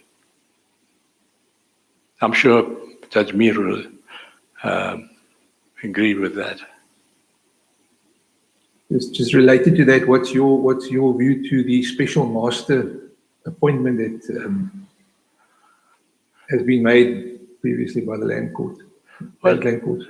Well, I think it's important that there is a special master, but I think I'm concerned that a proper structure must be in place, all-encompassing and investigative in nature, so that we have real live results that are workable and implementable.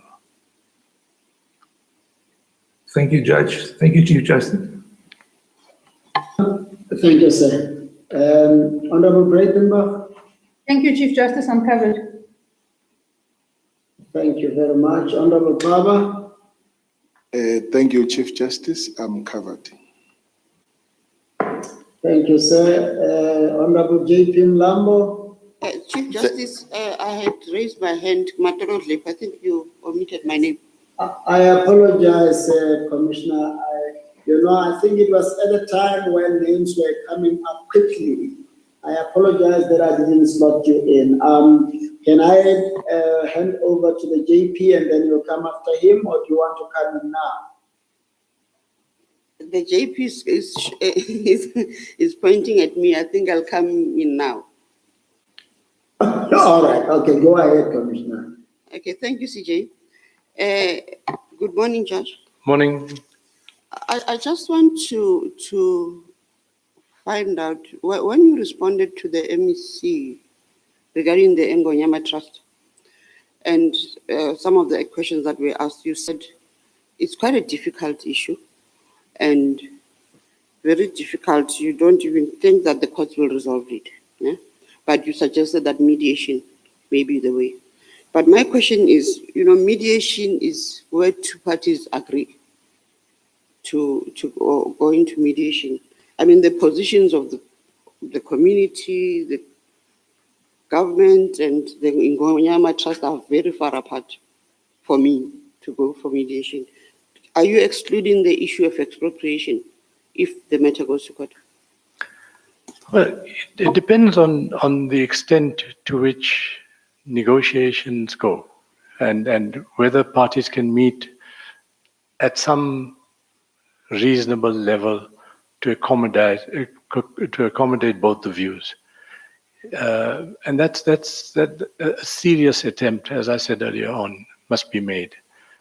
But if that does not come to fruition, then the courts are there to deal with these issues. It's not a bar. It's just that the dynamics of that particular situation, one could expect ongoing litigation for years. But be that as it may, that may be the only process if my suggestion does not bear any fruit. To follow up, I think for me, I do understand that you think litigation may be ultimately the way to go, but the mediation process, if we start with mediation, don't you think it will actually even delay this more? Because for me, the positions are just too far apart. Yes. Sorry. It's possible. It's possible that it could be delayed further. History says that attempts have failed thus far. Attempts to reach some settlement have failed.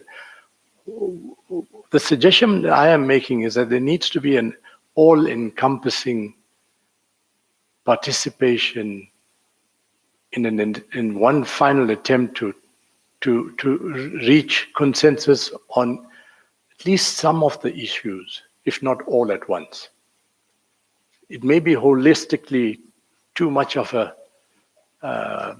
bag to carry, but if it is analyzed and separated into portions that can be dealt with at a time, it may be one of the approaches parties can take. These are just views I'm sharing from what I read. Thank you, CJ. Thank you, Judge. Thank you very much, Commissioner. JP? Thank you, CJ. I just have one minor question left. Others have been covered. Judge Sadiwala, you were very excited with the Salim case when it went to the Constitutional Court and was confirmed. Am I correct? Yes. You've not listed here as amongst the significant cases that you've penned. Is there a reason why you didn't include it? I thought that it was known well enough not to note it. I see. Okay. Thank you, Chief Justice. Chief Justice, may Thank you, JP. President? Oh, is there a follow-up? Is there a follow-up? It's not a follow-up, it's a separate question, but I will wait my turn. All right. President, For my please go part. ahead. No, I'm covered, CJ. Thank you. Okay. AJP, please go ahead. Mr. Sadiwala or Judge Sadiwala, it would be remiss of me as head of the Land Claims Court not to raise an instance whilst you were acting in the Land Claims Court where instead of hearing a matter that had been set down, you went off to attend mediation in lower courts related work. And I, as the head of the court, was put in the extraordinary situation where litigants phoned me and said, we're all here, but there's no judge. I would need an undertaking from you that if you were appointed to the Land Claims Court, you would always be available, you would always be at hearings which are allocated to you. I know you're a busy person, you have other activities extrajudicial, but can you give me that undertaking? It gives me no pleasure to raise this here, but as the head of the court, I have to know that judges will be where they have to be, as they have to be, and litigants will be attended to. I think you've raised this with me some time ago, and I recollect the incident as well. There was another matter that I was busy with, and the parties were not ready at that time. When I was ready to start, apparently one of the parties wasn't present at it, and we waited. And I said, look, this matter, I'll stand it down and we'll then proceed at a later stage once parties are here. That was done and finalized subsequently. But certainly, you know, there was a misunderstanding that existed between myself and the parties at the time. Well, the misunderstanding led to a complaint coming to me as head of the court. Yes, and you and brought as it I to- said, I was in this extraordinary situation where they said, we're all here, there's no judge. But I informed you subsequently as to Yes, what no, we did circumstances deal were. with that. And Yes. I take it you will give me an undertaking that if you are appointed, we won't have a repeat of that. Of course, it's unbecoming to do any of such thing to the court. I mean, I certainly wouldn't. Thank you, Judge Sariwala. Judge Sariwala,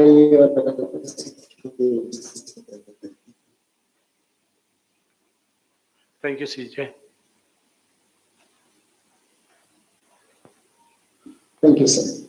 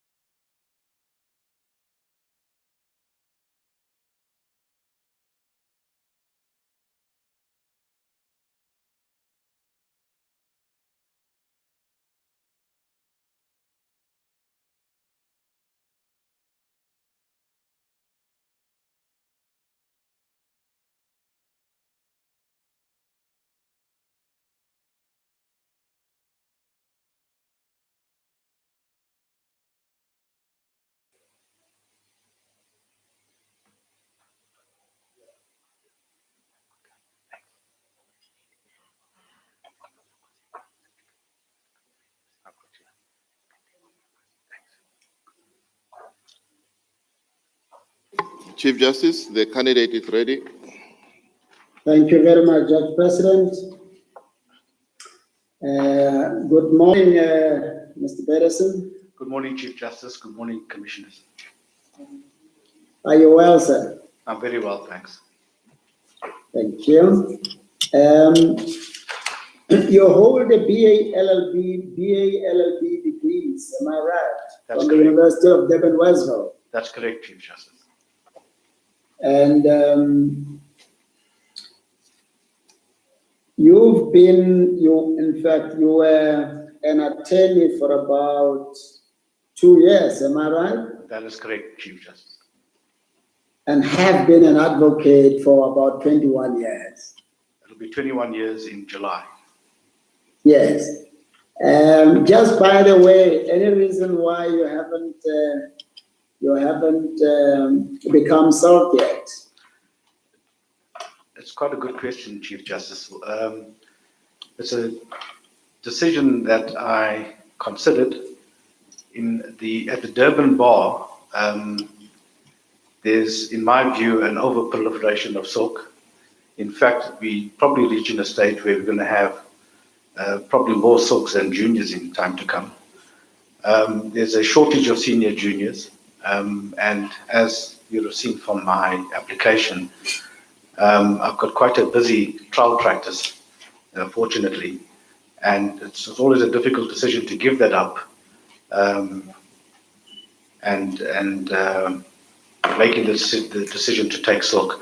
I think the benefits really is that you keep your fees affordable, and you make yourself readily available to the attorneys out there who get good value for money from a senior junior. So that was one of the considerations, yes. Yes. And for how long in all would you say you've acted? I beg your pardon, Chief Justice? As a judge? I started in 2019 in my first acting stint.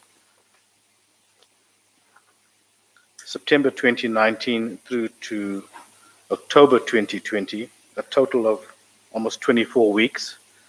I was due to act on the 18th of January 2021 to February 2021, when I was informed that the minister had taken the decision that I've acted too much in the past. So at the time it was a bit disappointing, but nonetheless, I'm here. Yes. And you're ready, otherwise you wouldn't be here, am I right? I'm ready, Chief Justice, yes. Yes. Thank you. Colleagues, let me have the names of those who have questions for Advocate Pedersen. Madonsela. Nyambi. Wazimshengu. Matolo Jepu. Barnard. Schlemmer. Tepe. Baba.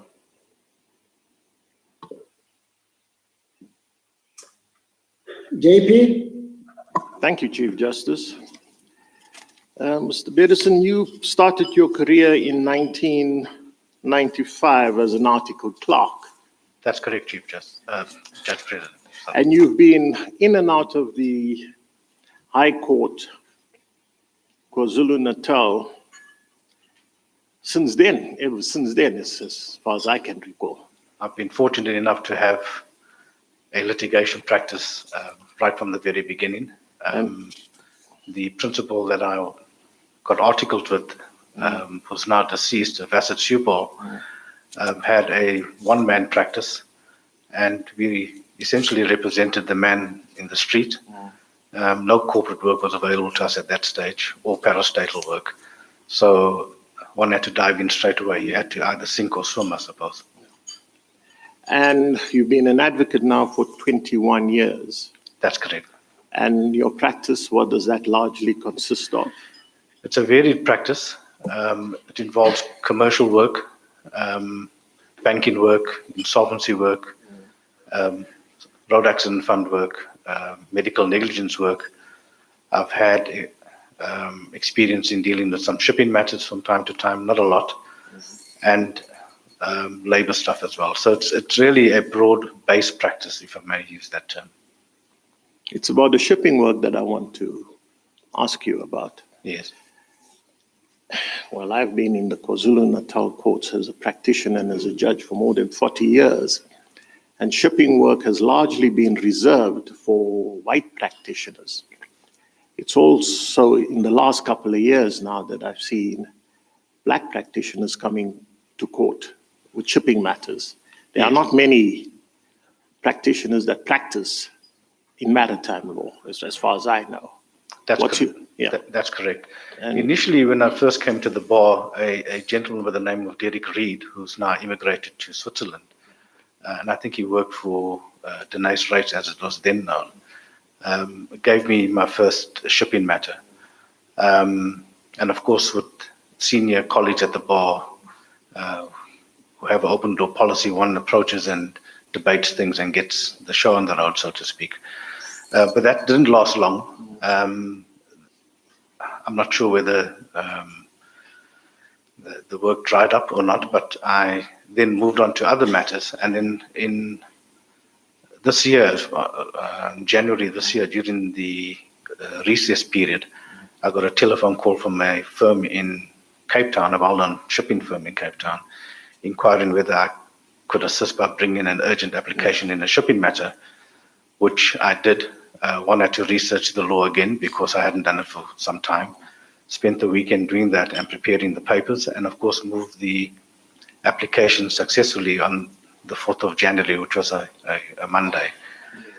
So yes, the shipping work is not readily available to black practitioners, but I also think you have to balance that against the fact that shipping work is largely dried up, I think, in the country. Now, just to go on, I know for a fact that there's a lot of new black advocates that have attended the MLA course. So it seems to be a lot of stride being made by the powers that be to empower black practitioners. But this is what I hear. I want to move on to the RAF. The RAF have, taken on a new method of litigating these days, where they simply seems to just have abandoned defending claims, and which has resulted in the court roll, particularly in Durban, and to some extent in Pietermaritzburg, being clogged with undefended RAF matters. And I know that you do quite a few personal injury matters. Can you suggest any solution to the experience that we are now having in the High Court as a result of the way the RAF seems to be litigating these days? Well, the RAF has an obligation to litigate responsibly, like any government or parastatal entity. Their failure to appoint attorneys, and for whatever reason, has a detrimental effect on the delivery of justice as a whole. You've got legitimate claimants, provided their claims are legitimate, not fraudulent, that expect their matters to be finalized without undue delay. And I think it's unacceptable that that approach has been adopted. I'll give you an example of how I dealt with a RAF matter in the recent past while I was acting. Counsel came through to see me, informed me that the fund is not going to send anyone down to court, not going to appear. And they inquired from him whether his attorney was present and whether she was prepared to give evidence to disclose to the court what steps she's made to alert the Road Accident Fund that the matter was in court and what exchanges they've had. She went into the witness box, gave evidence to the effect that there was correspondence between herself and the claims handler. The RAF was aware that the matter was in court. And of course, on that basis, I allowed the matter to proceed. It was loss of support claim, and then the plaintiff gave evidence, and that's how I dealt with it on a constructive, proactive basis. I think it's untenable that they can hold the courts to ransom in the manner in which they have. And I understand they've got problems. I think there's financial problems, but that's a different issue, I suppose. Other matters I'd like to ask you about is medical malpractice. Of course, we have these huge claims for loss of earnings, future medicals, which is causing enormous problems for the Provincial Department of Health. And we've had this recent decision, I think by the Constitutional Court, that payment of future loss of earnings and medicals could be what they now refer to as, I think, the golden ticket. What's your view on this? I think in principle there's nothing wrong with it. I think the problem is the evidentiary burden that the MEC for Health will have to overcome. It's all well and good to say that I can provide services just as good as the private sector. But one knows what the problems one has in provincial hospitals, in the public health sector. We come from that background where it's overburdened, it's understaffed, and now we're going to have a situation where an undertaking is going to be given to provide therapy to these CP children, as well as people that are not litigating. So in principle, yes, I think it can work. And it might work in certain centers. For example, in Cape Town, where they've got the Children's Hospital, it might work well there. And of course, that'll lessen the burden on state coffers, because it is quite a huge burden that they face with all these claims. So yes, it can work, but I think it has to be case specific, and they're going to have to lead evidence. It's all well and good that the Constitutional Court says that it's quite appropriate to provide those services in lieu of pain and damages, so to speak. Most of the other candidates that have applied for positions on the KwaZulu-Natal bench, I think some of them are known to you. Yes. My question is, what do you think you would bring to the bench? Well, JP, you've mentioned that I've been practicing now for approximately 24 years, litigating for 24 years. And I think it's quite easy for someone to tell this commission how forensically capable they are. But I think more importantly, what I do bring is the right temperament. I get on well with all my colleagues. I treat people with respect and dignity. I'm courteous to people. And I think that's what we need in the modern era. We all come from an era where people were treated quite badly in the past. Practitioners, litigants, you were frightened to appear in court as a young practitioner. You were humiliated from time to time or shouted at. But of course, litigation is not for, if you can't take the heat, don't come into the kitchen, I suppose. But we've got a different approach now. You know, we're not there to frighten juniors. We're there to assist, help. One example I'll give you in motion court, I had a young man, I think he was an attorney, who was bringing a Rule 57 application for appointment of a curator. When I read the papers in preparing for motion court, it became quite evident he hadn't read the rule. There's another application of a similar nature further down the line. I think it was a matter 22. And when his matter was called, I think it was number 3, I said to him, I said, Mr. So-and-so, you hadn't read Rule 57. I said to him, just hold on. I said, who's your matter 22? And a young lady stood up. And I said, she's done it right. I said, I'm going to adjourn your matter, senior DA. I'm going to grant you leave to supplement your papers, but talk to her and she will be able to help you going forward. Now, ordinarily, one would be irritated that you've got a young practitioner coming to court, not reading the rules. And of course, you shout, you remonstrate with him. But I think that's not the way to go. I think you need to be sensitive to people coming to the High Court, especially for the first time. And instead of breaking that spirit, encourage it. now talk about diligence. I don't think you have any partheads or any outstanding judgments. Am I correct? I don't know.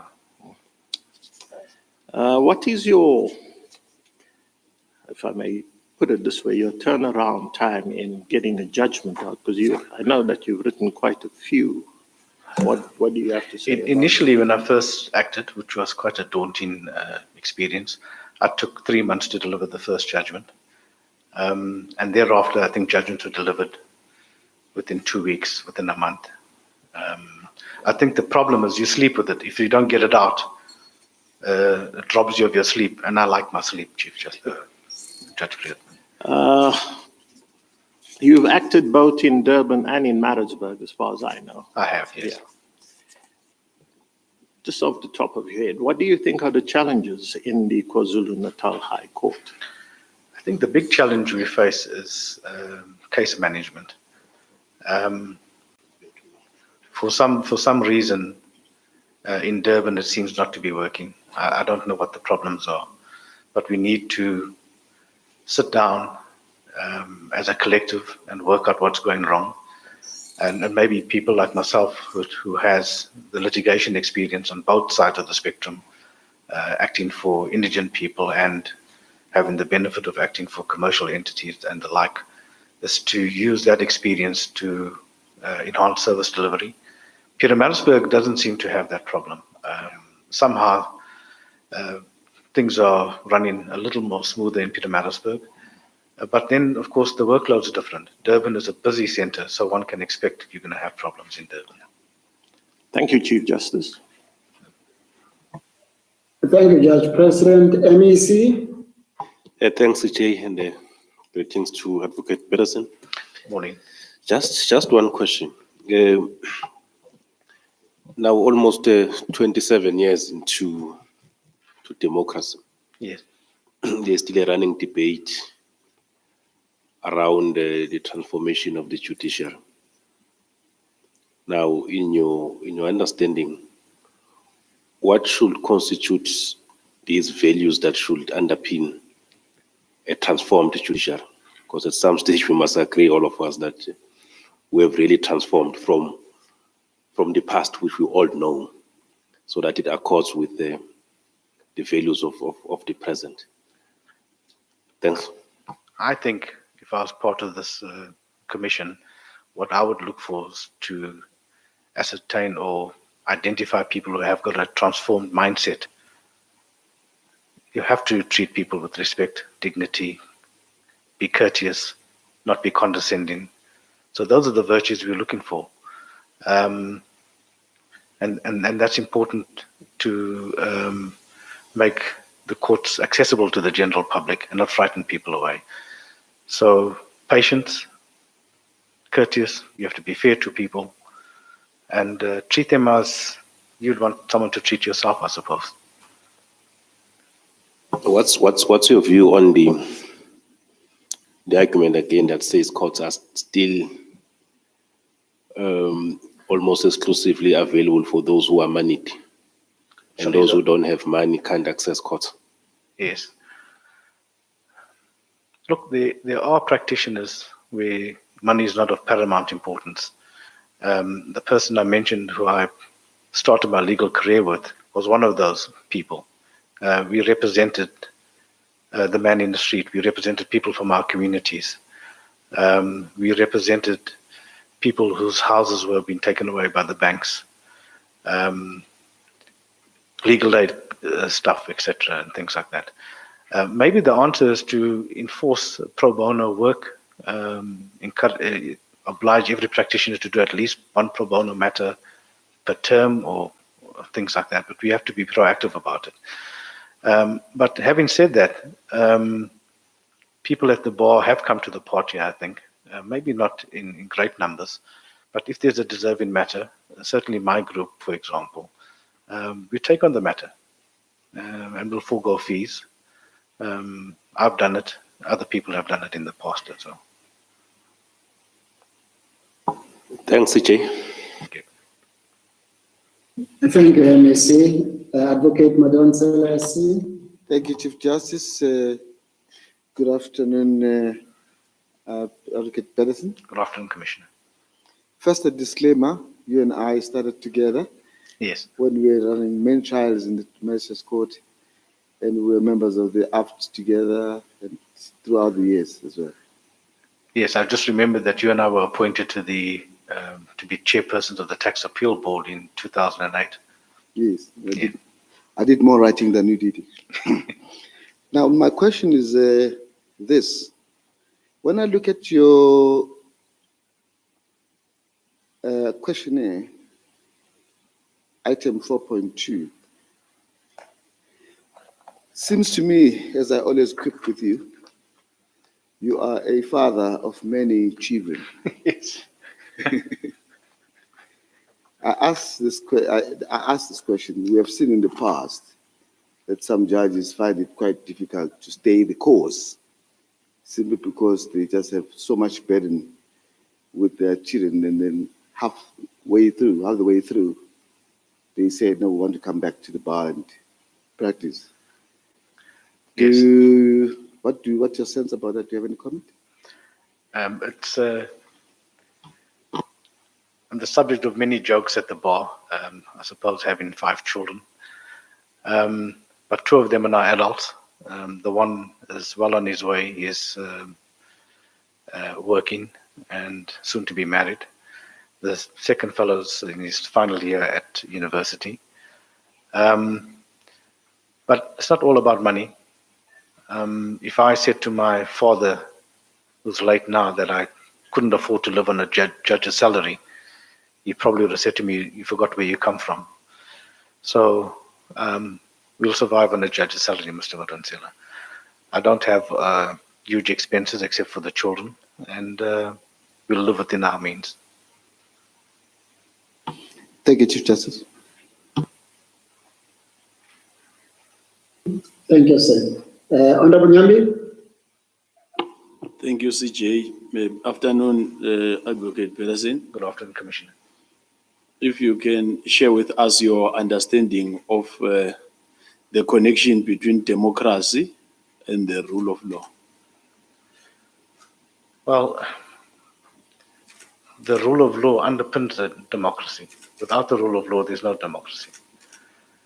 I think that's the best way of actually describing it. Advocate, there is a view from certain quarters that the State of Disaster Management Act, in its current form, undermines the doctrine of the separation of powers. What's your view?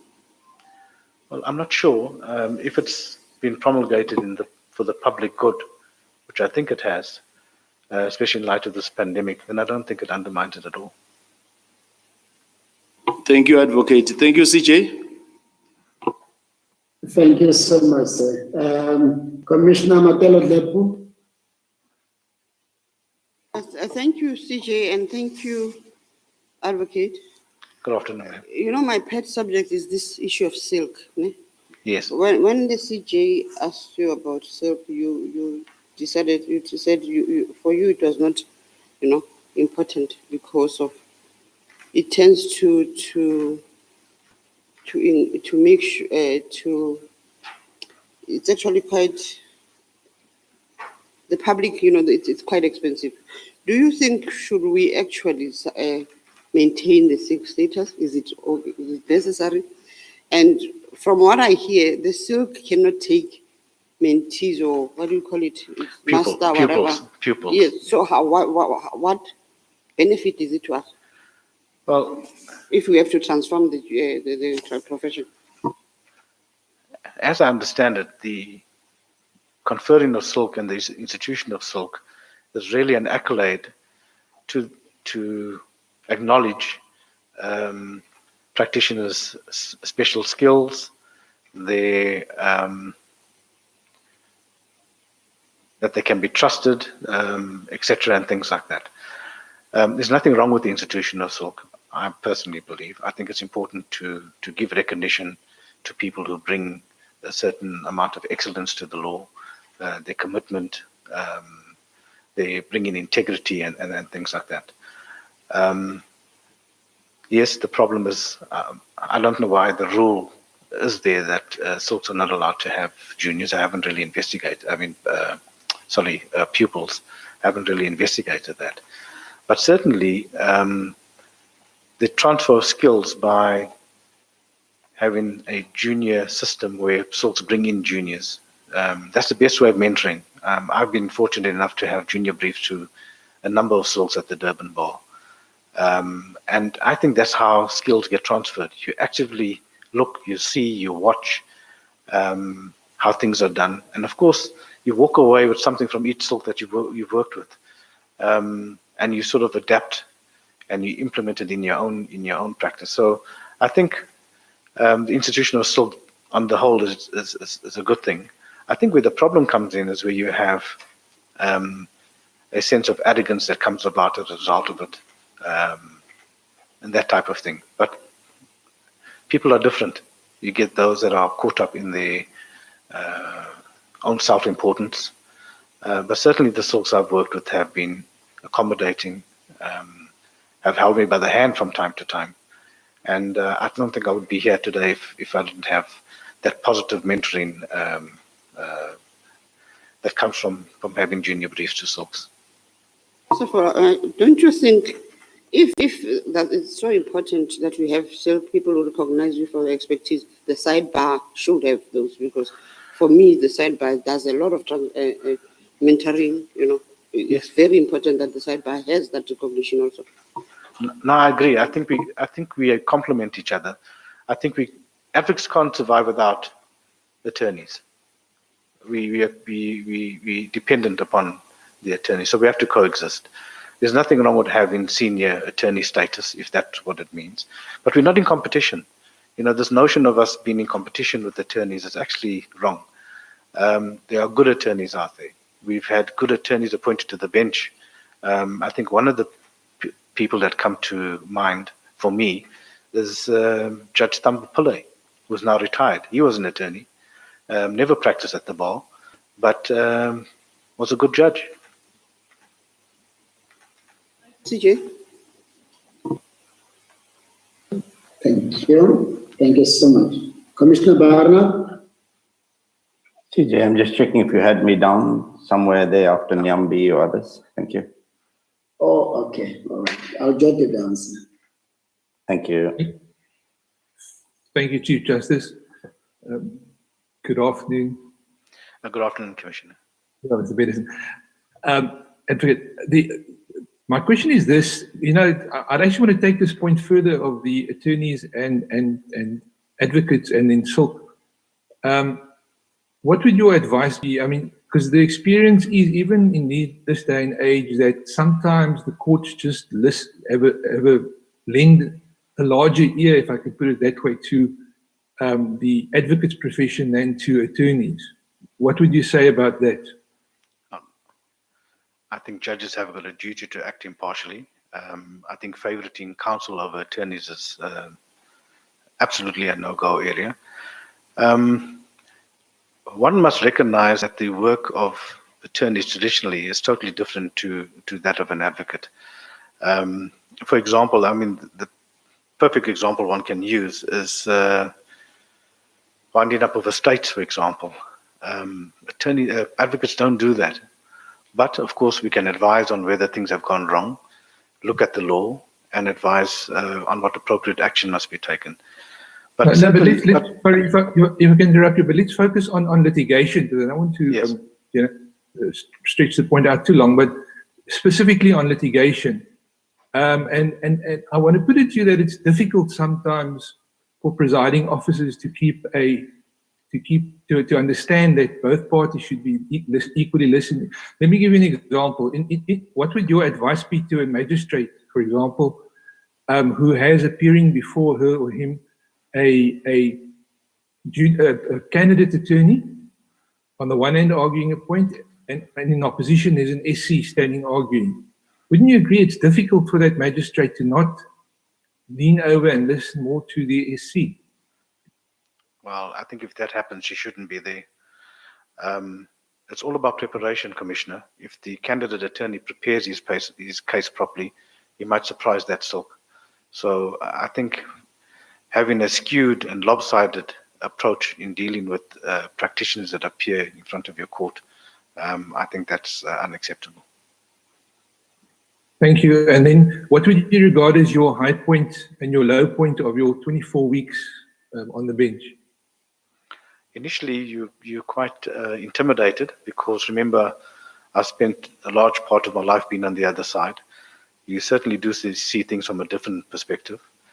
So that was the low part of it, I think, intimidated. And I think my experience carried me through, especially when I sat through my first motion court. I came out of it and I couldn't remember what happened. But yeah, if you don't have the experience, you're definitely going to battle. So you have to cut your teeth by actually practicing in that court. If you haven't, it makes life a lot harder. Thank you. Thank you, Chief Justice. Thank you so much, sir. Professor Schlemmer. Thank you, CJ. Good afternoon, sir. Good afternoon. Would you like to share your judicial philosophy with us, please? Well, I think it's imperative that you treat people with courtesy and respect, everybody that appears there, whether they are practitioners, the general public, court staff, and of course you must deliver your judgments promptly, treat people fairly, keep an open mind, and of course apply the Constitution. That's of paramount importance. Thank you. And your understanding of the rule of law that links up with what Commissioner Nyambi asked you earlier. Well, if we don't comply with judicial decisions, undermine the rule of law, then it's chaos. But what is the rule of law? It's complying with your constitutional obligations, etc. Thank you, sir. Thank you, Chief Justice. Thank you, Prof. Commissioner. Thank you, CJ. Good morning, Advocate. Morning, Commissioner. Good afternoon, I think it is. Is it good afternoon? Yes, it is good day. Yes. Can I ask you, just to follow up on Prof's question on your judicial philosophy, are there any judgments that you have penned while acting within your 24 weeks that shows your commitment to constitutional values? And can you share those with us? Thank you. I think when one is writing any judgment, at the back of your mind, you have to comply with the Constitution. The judgments you have seen that I've penned deal with administrative law. I think the one was a matter involving the eThekwini municipality. The others dealt with insolvency-related matters. So your judgments have to comply with what is espoused in the Constitution. But I haven't had any constitution-related matters that I had to adjudicate on. Thank you. It was about the other judgments that, yes, like you have said. Thank you. Just the last, my question actually to you was, over and above the 24 weeks that you had acting in the KZN High Court, what other adjudicative roles have you played that would assist you in your role as a judge were you to be appointed? And how has that helped you? I've sat as an arbitrator in a number of arbitrations and disciplinary committees outside of the legal profession in my capacity as a member of the school governing bodies and things like that. And of course, as I've mentioned earlier on, I've sat as the chairperson of the Tax Appeal Board on a number of occasions. Thank you, Counsel. Thank you, CJ. Thank you. CJ, can you note Makwanesha? Yes. Was there a colleague speaking? CJ, can you note Makwanesha? Thank you, Honorable Makwanesha. Yeah, yes, CJ. Thank you very much, CJ. Good afternoon, Advocate. Good afternoon, Commissioner. Thank you so much. You have acted in various RAF and medical negligence matters. Yes.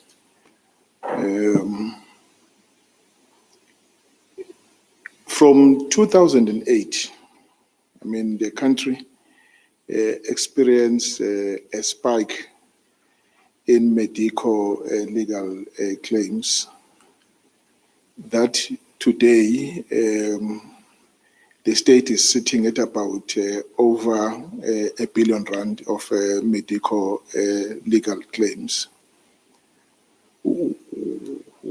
What do you think is a problem that we saw this spike from 2008? What has gone so wrong that we are experiencing this as a country? And maybe you may want to sponsor a view on that. Thanks. I think what happened with the work in the RAF line-up, some practitioners moved over to the medical negligence aspects of practice. There's certainly been highlighted an explosion of negligence in the public hospitals. I'm not sure what has been done to remedy that. I think that's one of the multifaceted problems that we face. And then we've got practitioners lodging these claims for indigent clients. I think the MEC's office must deal with them constructively. For example, if there's a defense, they must defend it. Certainly if they're found to be liable, then they must be proactive, put in tenders that put people at risk. At the moment, what's happening is that the litigation is taken right to the doors of court and then settled. Millions of rands have been spent on litigation costs. I was privy to attending a meeting with the ex-acting state attorney in KwaZulu-Natal when this matter first reared its ugly head. And she wanted to discuss how one can best deal with it. And I said to her that they have to use the rules of court effectively, put in tenders, assess what the claim is worth if liability has been resolved, and put in tenders. Half these matters will fall away by the wayside. That hasn't happened. I've acted for the state, for the MEC's office, prepared opinions on what the claim is worth, filed the opinion with the attorney, given to the relevant officials. It takes 1 year for them to come back and agree to put in a tender. So there's problems, and I think the litigations have been handled in a constructive manner. Like I said, the duty to litigate responsibly is not only on the MEC's office, but those people representing the MEC themselves got a duty to litigate responsibly. Thank you very much. We are talking about claims against medical legal claims against the state. Yes. What is your view with regard to medical legal claims against the private sector? Is it also seeing a spike, or it's more on the side of government? I think it's more on the side of government. I think medical claims in the private sector are hard fought. The insurance companies that insure the medical practitioners fight those cases tooth and nail. Thank you, CJ. I'm covered. Thank you, Advocate. Thank you, sir. Honorable Singh. Thank you very much, Chief Justice, and good afternoon, Advocate Dillison. Good afternoon, Commissioner. Yeah, two questions. Just one, I note that in our documents, a BLA has objected to your appointment on the grounds that they say you should act more. What do you have to say to that before I go to my second question? Yes, that was an old report. If you recall, I was shortlisted for the session that ought to have taken place last year. I think at that time I had 3 acting stints under my belt. At the time that they had prepared their report, I had 2 acting stints. The third stint was a criminal stint that took place in March of that year. So one can really not criticize them. At the time, they only had information that I'd only acted on had 2 stints under my belt. I think things have changed dramatically since then. No, thank you for that. I think the JP has confirmed that. The second thing, I was reading just a summary of one of your judgments, and what reminded me was Commissioner Madonsela, who spoke about children, and I didn't ask the question about children. As Boniso Tlabisa versus the state. Yes. I think the matter was heard on the 7th of June, 2019, and you delivered judgment on the 28th of June. And it's a matter that came for you to deal with the sentencing part. I think, and the accused was found guilty, pleaded guilty, and was given life sentence by the magistrate, and then you reduced that to 18 years. But when I read there, it says, Bedison A.J. held, and I want to quote, "It is clear from the reading of the judgment that the magistrate," and I'm continuing to quote, "overemphasized the seriousness of rape of young children." Just want to repeat that. The magistrate overemphasized the seriousness of rape of young children. Now, that sounds to me a bit concerning when I read it. And I'd just like to know, what were the circumstances there? Because I think our attitude towards rape and sexual violence and gender violence, especially against young children. And this child was 6 years old. Yes, I agree. I think when you read it in that context, it probably induces a sense of shock in a way. But what we had to look at is the sentencing option holistically, see whether there is any prospect of rehabilitation, all the normal factors that you'll take into account in sentencing, the circumstances under which the crime took place. And we found, both the Judge President and I, that this holistic view wasn't exercised by the magistrate. She hadn't taken into account what is set out in State versus Zinn, for example. And you'd see that the reduction in the sentence to 18 years is not insignificant. So while it reads like that, that wasn't the intention. It wasn't the sole factor that we took into account. I think it's reprehensible that anyone can rape a child of 6 years old. I've got a daughter that's 6 years old, by the way. Yeah, and that is why, Advocate, I asked that question, when I saw your children, because I didn't think that, you would mean what you said there when you said that he overemphasized the seriousness of the rape, because, that kind of thing is like you say, it's just not acceptable in our society. Yes. All right, I wanted to ask you that question and I've asked you. Thank you. Thank you, Commissioner. Honorable Magwanisha. Thank you very much, Chief Justice. Good afternoon, Advocate. Good afternoon, Commissioner. In your response to the question asked by the JP, you said you like your sleep. Yes. And I must say I was very relieved to hear that.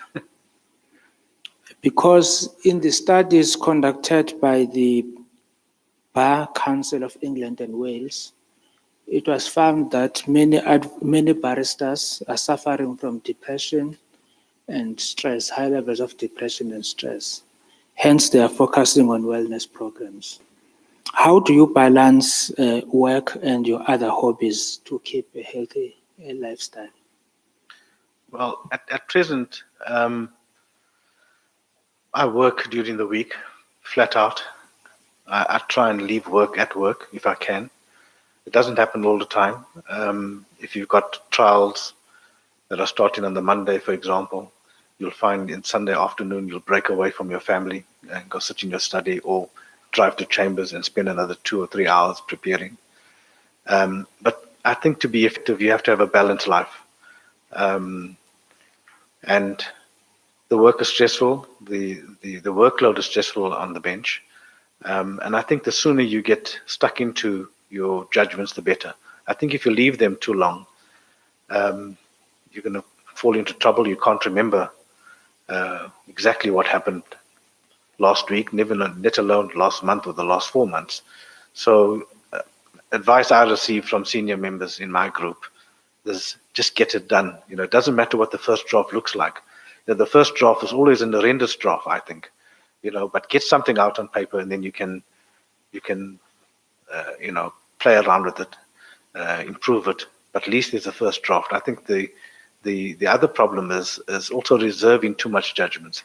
I'm not saying that you must give extemp judgments as a matter of course, But certainly matters that can be disposed of by using your wealth of experience and areas of law that you're quite au fait with, then give extemp judgments. You might finish your argument at 11:30, stand the matter down until 2:00, give judgment at 2:00. So I think if you reserve too much, and I'm not saying judgments mustn't be reserved. I think there are matters where you have to really give it considerable thought, reasoned thought, but the trick is to get it out, else your life becomes a misery, I think.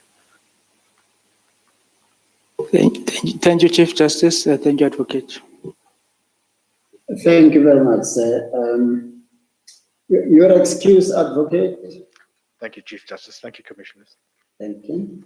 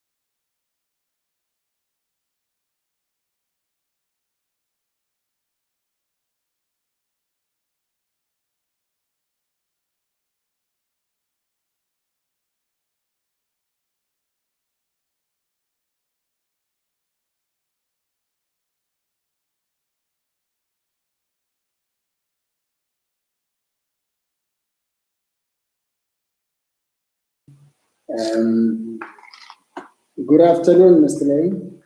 Good afternoon, Chief Justice. Are you well, sir? Yes, I'm well under the circumstances. All right, okay. You've been an attorney for more than 3 decades, am I right? That's quite correct, sir. And I take it the practice has been quite successful. Yes, it has been. Did you join the Association for Black Business Rescue and Insolvency Practitioners because you are an insolvency practitioner or not, or you're not? Well, I was hoping to become an insolvency practitioner, and I thought that was one way of getting in and getting to know how the system works and getting to know the law, and also to contribute towards the mindset. At the time, it was mainly a white domained operation of law where blacks weren't really involved in insolvency. So it was the experience that I needed and the camaraderie and someone who I could, or some people who I could relate to for advice. What about getting involved in business rescue? Did you get there or did it remain an aspiration? No, I didn't get as far as that, Chief Justice. I did a course on business rescue. I think it was offered by the Black Lawyers Association, if I'm not mistaken. And I did, I think it was a 1-day course, can't recall. But, getting involved, you can study and you can read the law, but without getting the work and getting the practical experience, it's very difficult to actually get involved in that type of work. Of course, unless you tout for work in that field. Yes. And you've acted as a judge and and you've written a number of judgments, am I right? That's quite correct. What is the longest you've kept the judgment reserved for? I think it was the last one in 2018. It took about 4 weeks, 4 to 6 weeks the most. More likely 4 weeks. Yes, yes. Thank you. Colleagues, let me have the names of those who want to have questions for Mr. Bailey.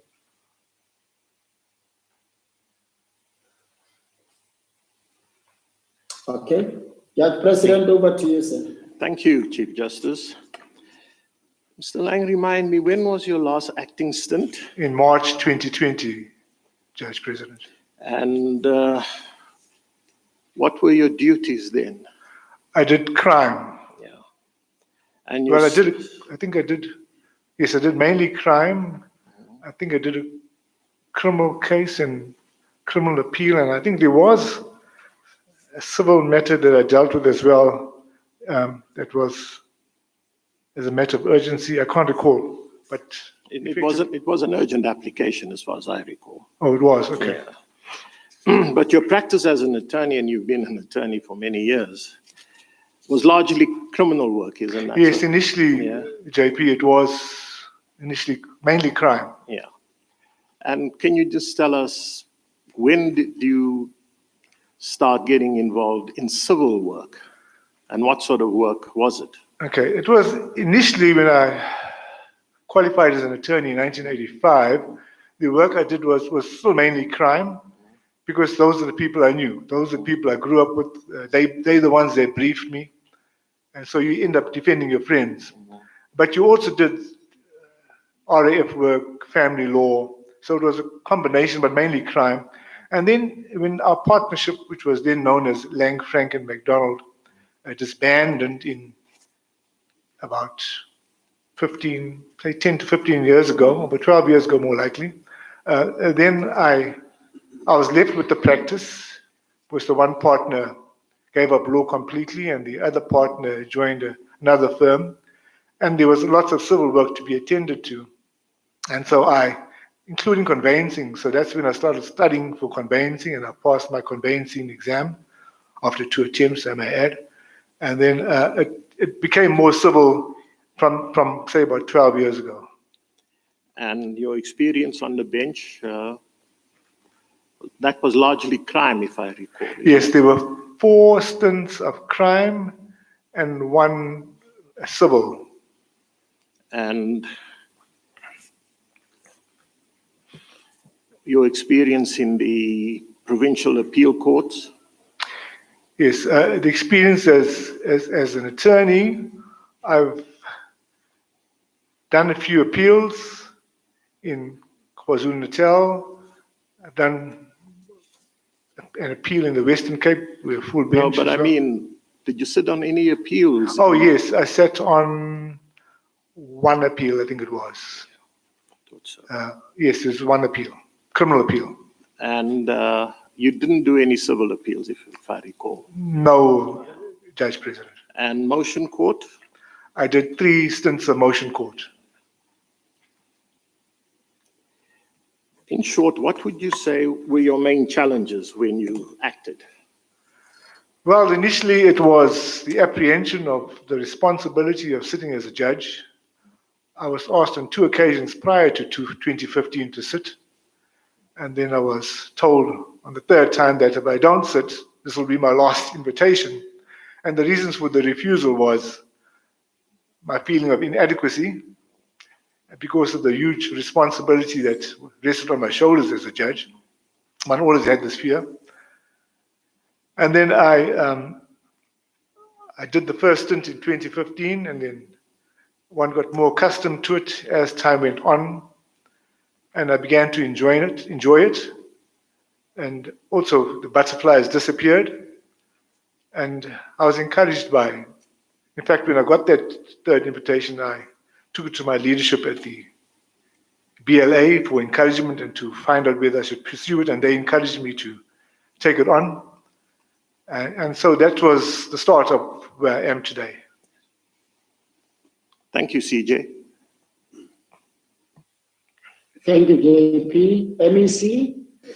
Thank you, CJ, and good afternoon to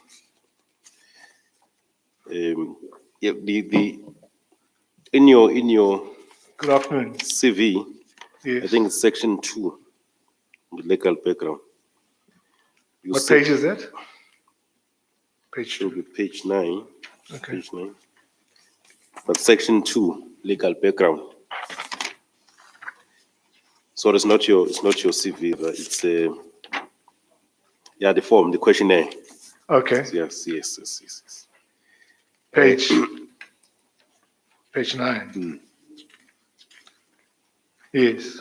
So you say justice depended to a large extent on the experience of your lawyer. Sorry, I'm not sure which page you're on. Page 9. Yeah, page 889. Sorry.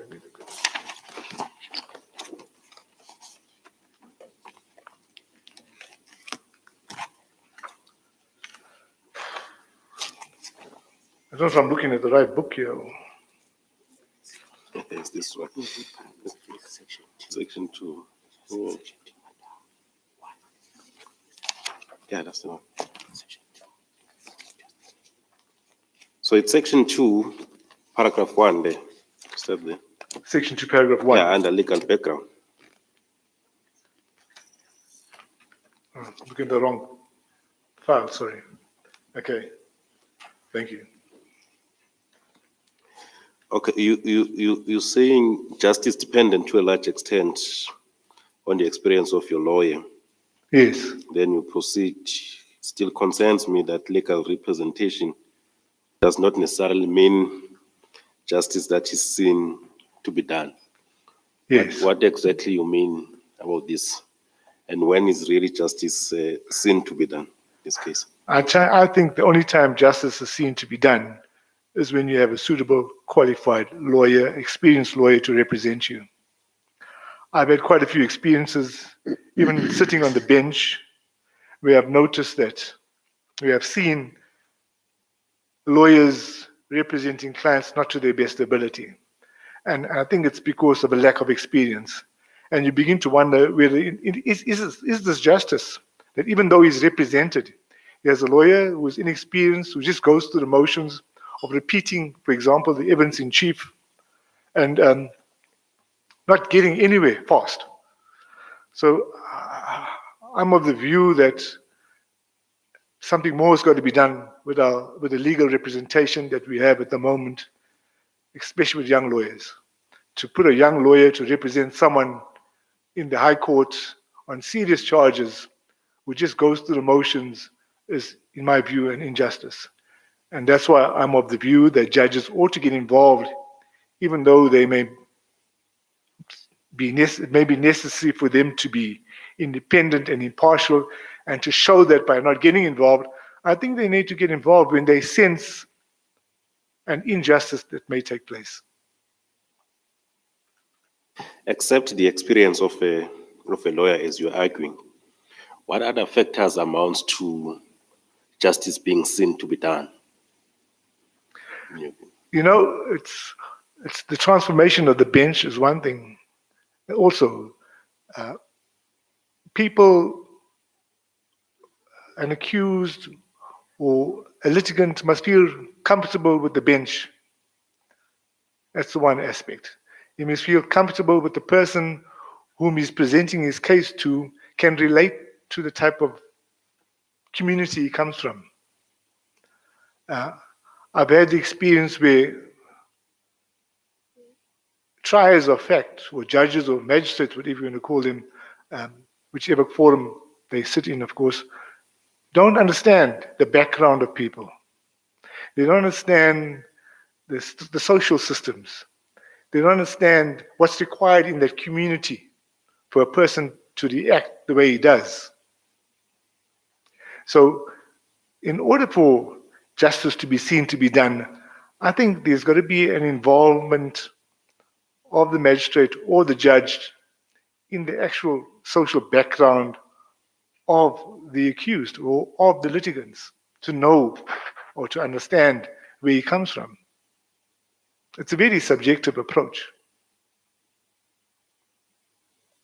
Okay, thanks, CJ. Thank you. Could I have a follow-up, CJ? It's from Yes, please. questioning of the Judge President. Thank you, CJ. Good afternoon, Mr. Lang. Good afternoon. You're an attorney. Yes, that's quite correct. Thank you. You've only done civil adjudicatory work in the 2018 stint. Yes. As acting. Would one be correct to say your strength lies more in criminal adjudication? Oh, definitely in relation because of the time spent in crime as opposed to civil work. I see. And then... And because of my experience as well. Yes, as a criminal lawyer. Yeah. Yeah.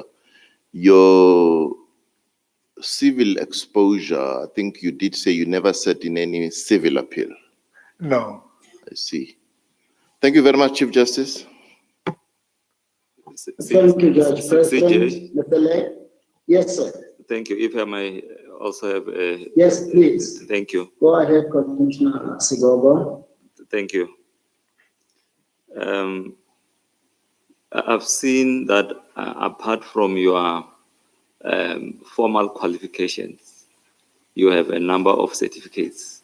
Yes. Will you tell this commission if those certificates, the knowledge you acquired through those certificates will come handy if you are appointed to the bench? Yes, absolutely. You're asking me whether they, whether they will help. Yes, certainly it will help. Okay, can you expand on that aspect? Yes, these certificates are, I always advised my article clerks, my colleagues, to take advantage of the courses that are offered by the LEAD and the Law Society relating to the various topics. There was a concern some years ago, maybe even 10 years ago, that black lawyers only knew crime and only did crime. And therefore, whenever there was work available, including that from government, it all went to the white lawyers because they couldn't trust black lawyers.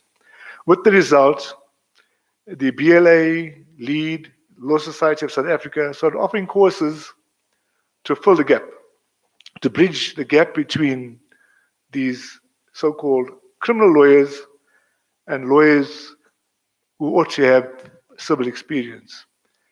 And I encouraged and all my clerks actually, and my colleagues to get involved with the courses that have been offered by these organizations to bridge the gap between this stranglehold that blacks are criminal lawyers and to ensure that they gain some form of experience and knowledge and understanding of the practical aspects of a civil litigation.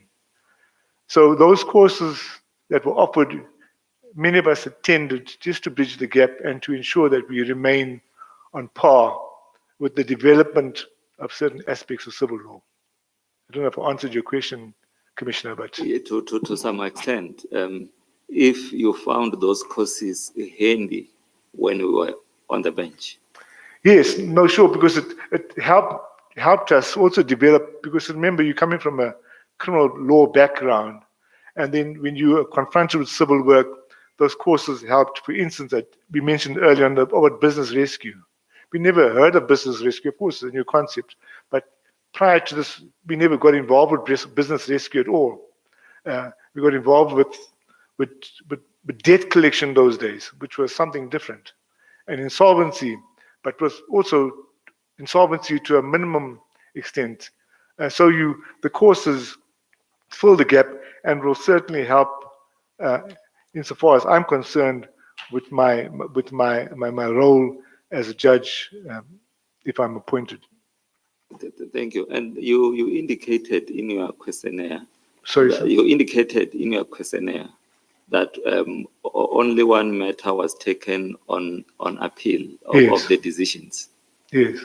What happened of that matter? Yes, the decision I made was confirmed on appeal. No other matter was taken on appeal? No. Okay, finally, can you share with us the role you played in the transformation of the legal profession as a practitioner? Yes. I came from a background where we were ignorant of what was going on, to tell you the truth. And only when I got to university, I realized, shucks, there's a war going on. There's a racial war going on between black and white.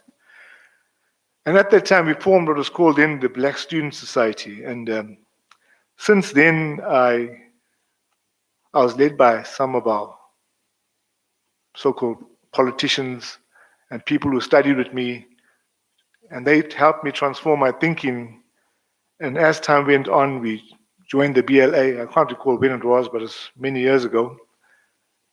And my partners also were involved in assisting in the conveyancing courses and teaching, helping black lawyers to get involved in the civil side of law.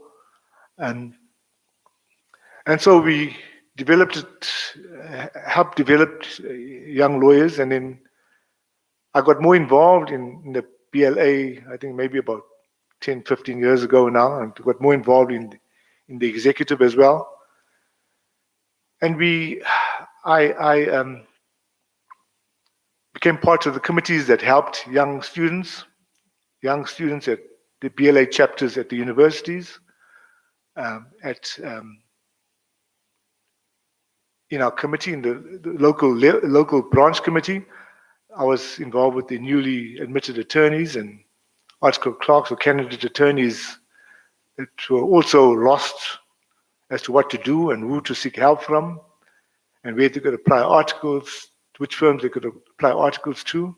So we assisted there, and then I got more involved with leadership of the BLA. And so that was my role. I also took on article clerks. 2 years ago, I had taken on 3 article clerks, even though I was a sole practitioner. And those 3 articles are now PAs in my firm. But throughout my 35 years, I think when we were allowed to take article clerks anyway, I think it was after 3 years. So say for the majority of my 30 years, we took on black article clerks. When I say black article clerks, I mean all races. More particularly colored, I may add, if in fact you want to think of a differentiation, because those are people who knew me and those are people who applied to my firm. And we were basically a colored firm as well, so-called colored firm, as they said those days. So that's what it was, and that's how I played the role insofar as transformation is concerned. I still encourage people to get involved with the organizations rather than complain and ask, for instance, what can the BLA do for me? And the BLA has done nothing for me. And my reply is always, it's not what they can do for you, but what you can do for them. So that's my motto. Thank you very much. Thank you, CJ. Thank you, sir. You are excused, sir. Thank you, sir. Chief Justice, sorry, I think you might have missed me out. Yeah, no, nobody said anything after I had invited names. Go ahead, sir. Okay, thank you very much. No, I think when I say sing, I may be making so you don't hear it very, very well. Good afternoon, Mr. Lang. Good afternoon, sir. If I just look at, you are 62, and you stated that you're under cholesterol medication. I trust that you've got your heart under control. Yes, it's under control. Okay, thank you. Now, Chief Justice, I'm going to ask a question, and you can rule it out of order if you want. I'll be 62 next in June, by the way. Yes. Yes. I think it was Mr. Lang that presided over a matter where a woman was murdered in Overport in Durban. I'm not sure if it was you, and you found the perpetrators guilty. Singh, it was a Singh lady. Yes. I don't know if it was you. If you can confirm, then I can follow up. In the Musgrave area, I think it was. Correct. Strangled. Now, strangled. Chief Justice, that lady happened to be my sister-in-law, and I attended the court case, and I must confirm that I really appreciated the way that Mr. Lang handled that matter and delivered the judgment. But the one question that I'd like to ask is, because during the course of the trial, it came to bear that one of the accused had fled the country. He was a foreign person. Yes. Now, I think this is probably happening quite a bit where we get foreigners who come in. I'm not saying that foreigners are always guilty of perpetrating crimes, but they flee the country before these matters are handled. What is your view on undocumented people that may come into our country and commit crime and leave? Well, there's various reasons why people come into the country. In that particular case, there were some of the accused were, I think one or two of them had quite a few previous convictions actually. There were Tanzanians involved, or rather a Tanzanian, a Malawian, and I think about one or two Nigerians, if I'm not mistaken. Yes, one Nigerian. So if in fact they are legitimate refugees and they come into this country for those purposes, for safety and for sanctuary purposes, then I think we owe them a duty to protect them. In the same breath as they looked after us in days gone by, we owe them a reciprocal duty to protect them. But there are those who come here because they may think they can take advantage of the system. They think that they come here for criminal purposes. And so it's very difficult to draw the distinction. But one way of finding that out is the police network. The police network, I think, should be used in the purpose of establishing whether we have bona fide refugees here or whether these people come, when I say these people, I don't mean it with any disrespect, but whether these people come here to commit crime because they see an easy harvest. So the police intelligence unit, they know, for instance, what's going on the ground. And I think there's going to be a link between the intelligence unit and Home Affairs when it comes to a determination whether it's a bona fide application or the person's here for some nefarious purpose. So that's my view as to when it comes to foreigners in particular. Thank you, Chief Justice. The reason I asked the question is I couldn't ask the judge anything on the bench there, but as a family, we still bemoan the fact that somebody, quote unquote, got away with murder and fled the country. Yes, but I'll leave it at that. That person actually was the ringmaster. He was the main guy. He controlled everything from the background, and it was clearly, I think the police intended using him as a state witness, and that's the reason why he was in charge. But we don't know what actually happened, but I think that was the reason. Thank you, Mr. Lang. Thank you, Chief Justice. Thank you, Honorable Singh. You're excused, sir. Thank you. Colleagues, are we breaking for lunch or should we take one more candidate?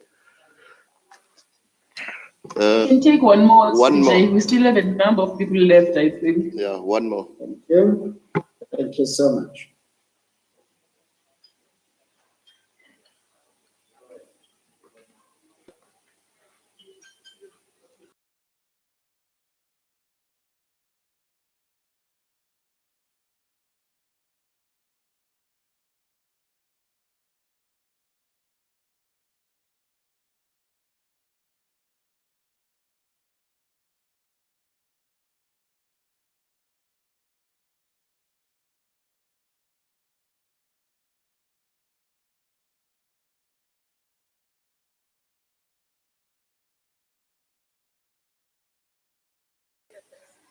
Thank you so much. Thank you so much.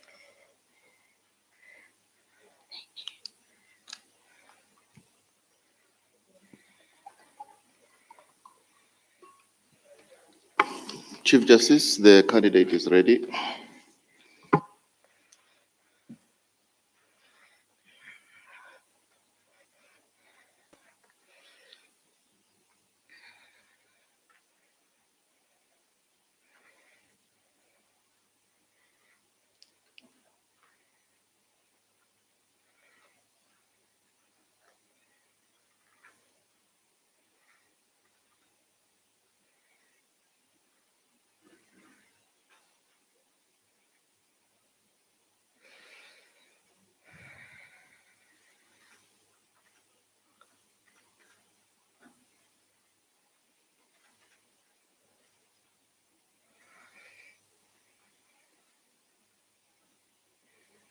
Good afternoon, Ms. Marks.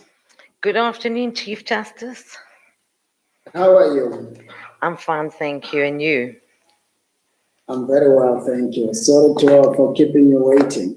No problem at all, thank you. You were a prosecutor for about 3 years, am I right? Correct. And you've been a magistrate, if I combine your service in the district court and regional court for about 35 years. That's correct, Chief Justice. And you've acted as the regional court president at some stage, is that so? Correct. For how long? As a regional court president, I've acted on and off since 2007 when the resident president was acting in the High Court, so I would hold the fort. But since October 2018, I've had to take up the position of the acting regional court president. And you've acted in the High Court? Yes, now I've acted in the High Court. I think all in all, not on my CV, I must add a few more stints, because since my CV got handed in and we were shortlisted for the April 2020, I've since acted again in the High Court. I've acted in a criminal stint in November 2020, and I've just acted again another month in 2021 in the civil component in the High Court in Durban. Thank you. Colleagues, before I call on the JP and the MEC, may I have your names, please? Muimam. Dodovu. Mlambo.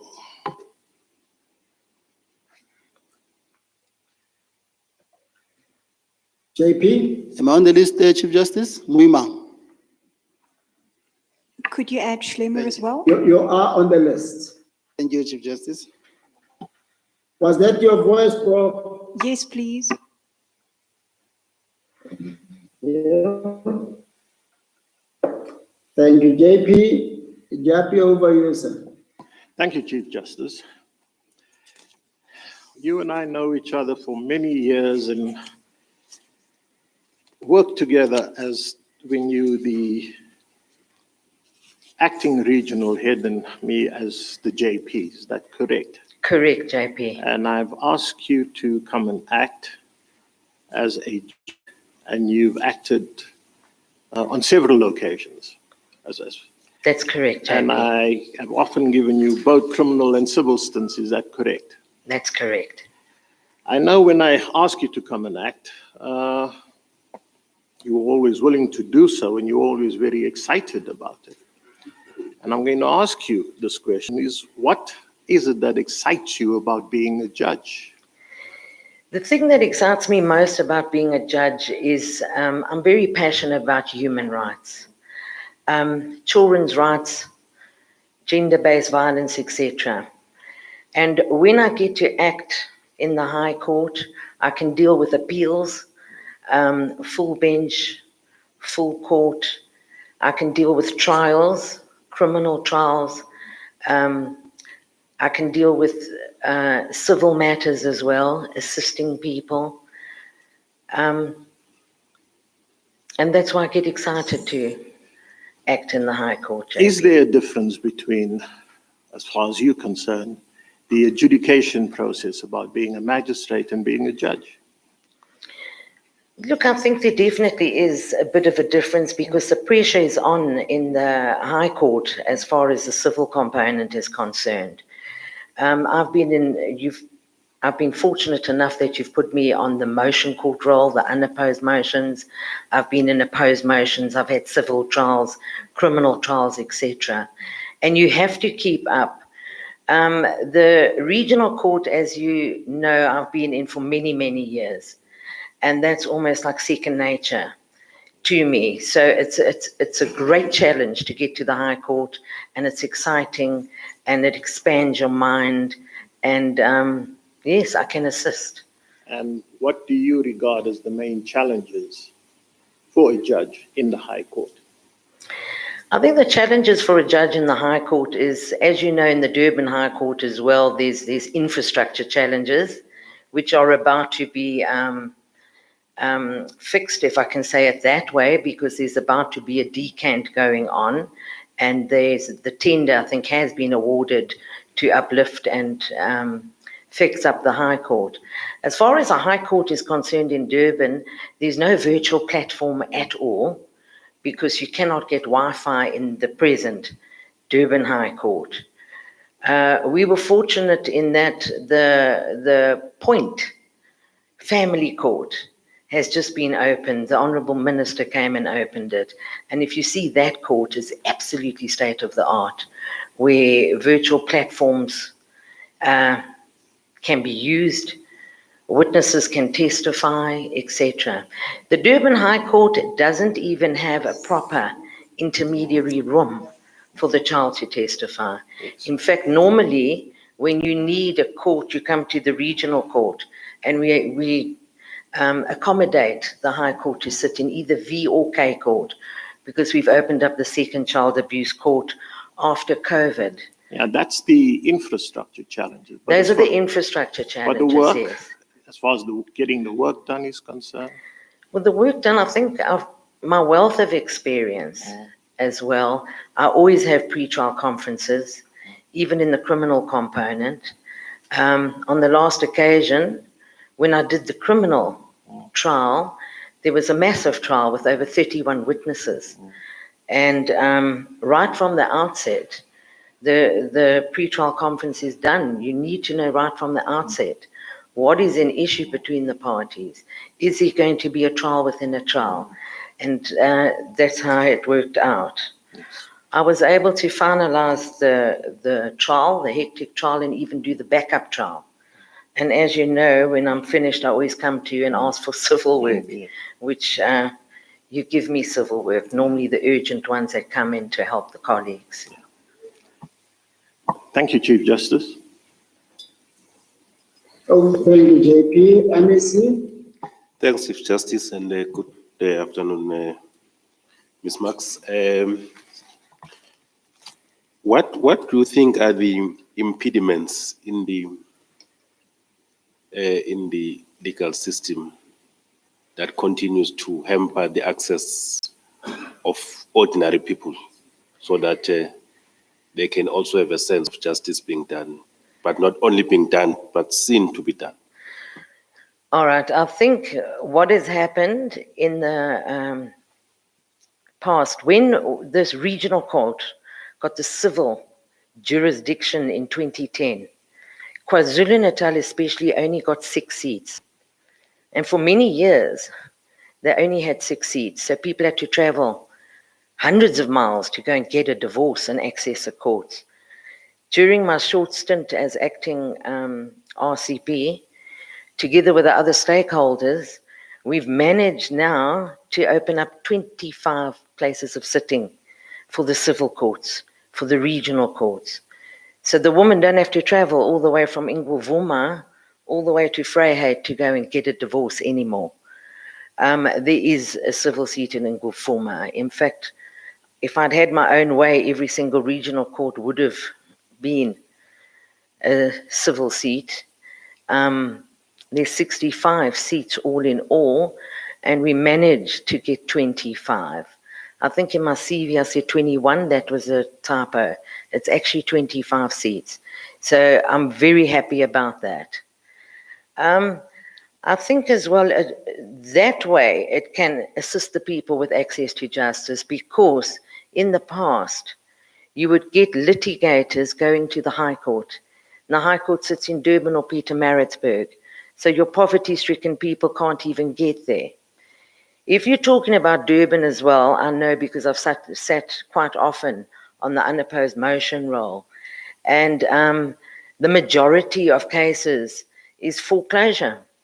Banks bring in applications to foreclose and declare immovable property specially executable. And it's a terrible thing that's happening there. And I think even contracts, DLEX, etc., a lot of the matters can actually be sent to the regional court to deal with these matters. What we also did was, when we got the 25 extra seats, and there was a lot of stakeholders involved, so I can't take full credit for it on my own, although I'd love to. The minister's office was involved, everybody was involved. But that certainly is going to assist with access to justice for our people in KwaZulu-Natal. And all the regional court presidents throughout South Africa were very much involved in adding to all the places of sitting. Thanks, CJ. Thank you, MEC. Advocate KNC. Good afternoon, Ms. Marks. May I ask you please to explain to the Commission what you consider to be the civil experience that you've had that would equip you to be a judge of the High Court? Thank you. When I was in the district court, I did civil work. Regional court jurisdiction of civil has been since 2010. So I've done civil work there too. In my acting stints in the High Court, being 16 months, 4 months have been in the criminal component and all the rest, 12 months, have been in the civil component. I've done civil trials, I've done civil appeals, I've acted in the motion court, I've done opposed motions, I've done full bench appeals, full court appeals where I've scribed. You do petitions, you do mental health, you do a whole variety of work. Thank you very much. That answers my question. Thank you, CJ. Thank you, Councillor. Honorable Muimang. Thank you, Chief Justice. Good morning, Memak. Good morning. Good morning. In your judgment that you have referenced, there's one that caught my attention. Pearson Limited versus eThekwini Municipality. Yes, sir. Yeah, the reason why it caught my attention is because you affirmed the legislative power of a municipality as an independent sphere to take its own decision. Just give me the importance of factors that you take into account when you interpret a statute, because in that case you were dealing with the interpretation of Section 1021B of the Municipal Systems Act. Yes, it was an interpretation of the section of the Municipal Systems Act. The application initially was going to be a constitutional challenge and they withdrew that. But it was the decision of whether the Municipal Systems Act empowered the municipality to actually take monies from one account of the same account holder and credit the other account, the same account holder. I found that they could do that. And interpreting the Act as well, one must also be careful of overreach to a certain extent. But my interpretation of the Municipal Systems Act is that the municipality is empowered to actually collect monies for the municipality. And when one interprets the Act, you have, or any piece of legislation or any contract for that matter, one must actually look at the simple wording initially and thereafter. And you look at the preamble as well. What is the purpose of the Act? And that is why I found in favor of the municipality. That matter as well went on appeal to the ECA, straight to the ECA, and they confirmed my findings. I was very proud of the Pearson's judgment. Thank you. Thank you, Advocate Mark. The second question, just your comment with regard to a concern that sometimes we have when there are judgments that are made. That in doing so, just make a reflection on what are the safe mechanisms that are built in the adjudication process, particularly when you are not happy, when a litigant is not happy with the outcome of the court judgment. The Nicholson judgment is an old matter of 2008, where a pronouncement was made by Judge Nicholson around a political expression relating to the investigation or a conversation that took place between Advocate Chair McCarthy and also the suspension of Bikoli. And Judge Nicholson made the pronouncement on that, and that had a serious ramifications in the ruling party to the extent that the then sitting president was recalled, and he was recalled based on Judge Nicholson's statement to say he alluded to things that were not that were never put before him as part of evidence. The second link to that is one of the statements made by the former SG of the ruling party, the current Minister of DMR, made a pronouncement with regard to what sometimes you must expect from, I think it's North Gauteng High Court, and also the Western Cape High Court, that sometimes their judgment creates crisis for government. What is your view with regard to that? Yes, if I understand your question correctly, and I hope I'm going to answer it, if I don't, please come back to me and ask further questions. But I don't believe that as a judicial officer that you should get involved in party politics at all. I don't believe that you should go outside of the evidence that is set before you. And I don't want to criticize any other judicial officer, but sometimes there are people that, well, judges that go outside the papers that are before you. And I don't think one should do that. The perception that you state if you go to a different province, you might get a different outcome. I don't believe that that can be true in my mind, because the judge is an oath of office. You've got to administer the law according to your oath of office. And I don't think that you can choose a forum of where to go and to try and get the best result for yourself or for anybody else. A judge has to maintain equality and fairness in all their decisions without fear, favor, or prejudice. That's our oath of office. Must uphold the Constitution and the law. Thank you, Chief Justice. Thank you, Advocate Mark. Thank you, sir. Honorable Dodo. Thank you very much, Chief Justice. Good day, Ms. Marks. Good day, Commissioner. Good.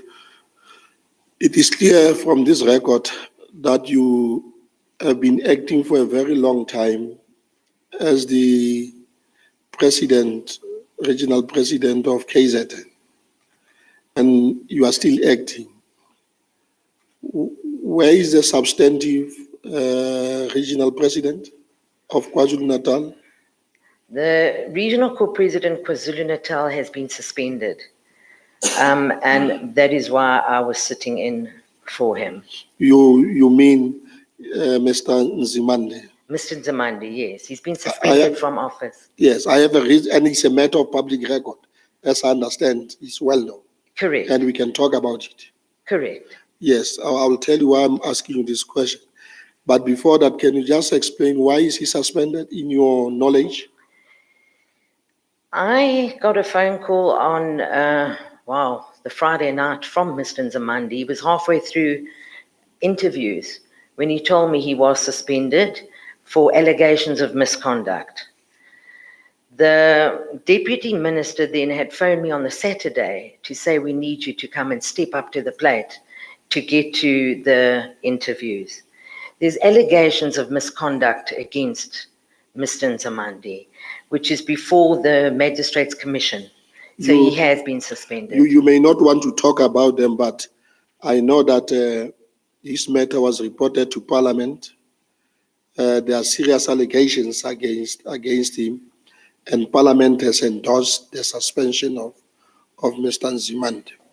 But in your view, how widespread is this problem of misconduct amongst the magistrates? In your view, is it something that must make us worried or not? No, I don't think you need to be worried about it at this stage. In KwaZulu-Natal, in fact, 2 magistrates have been suspended, and the misconduct inquiries are going to proceed. I think the final charge sheet has been handed to Mr. Nzimande, and I got a copy of it before I came to the interview, and it's actually locked up in my safe in the chambers.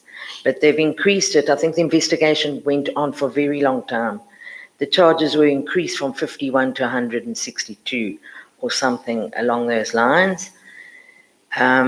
Yes, I don't really think this is a forum to say what exactly the allegations are, but I think most of it is public knowledge. Yes, it's public knowledge. Yes.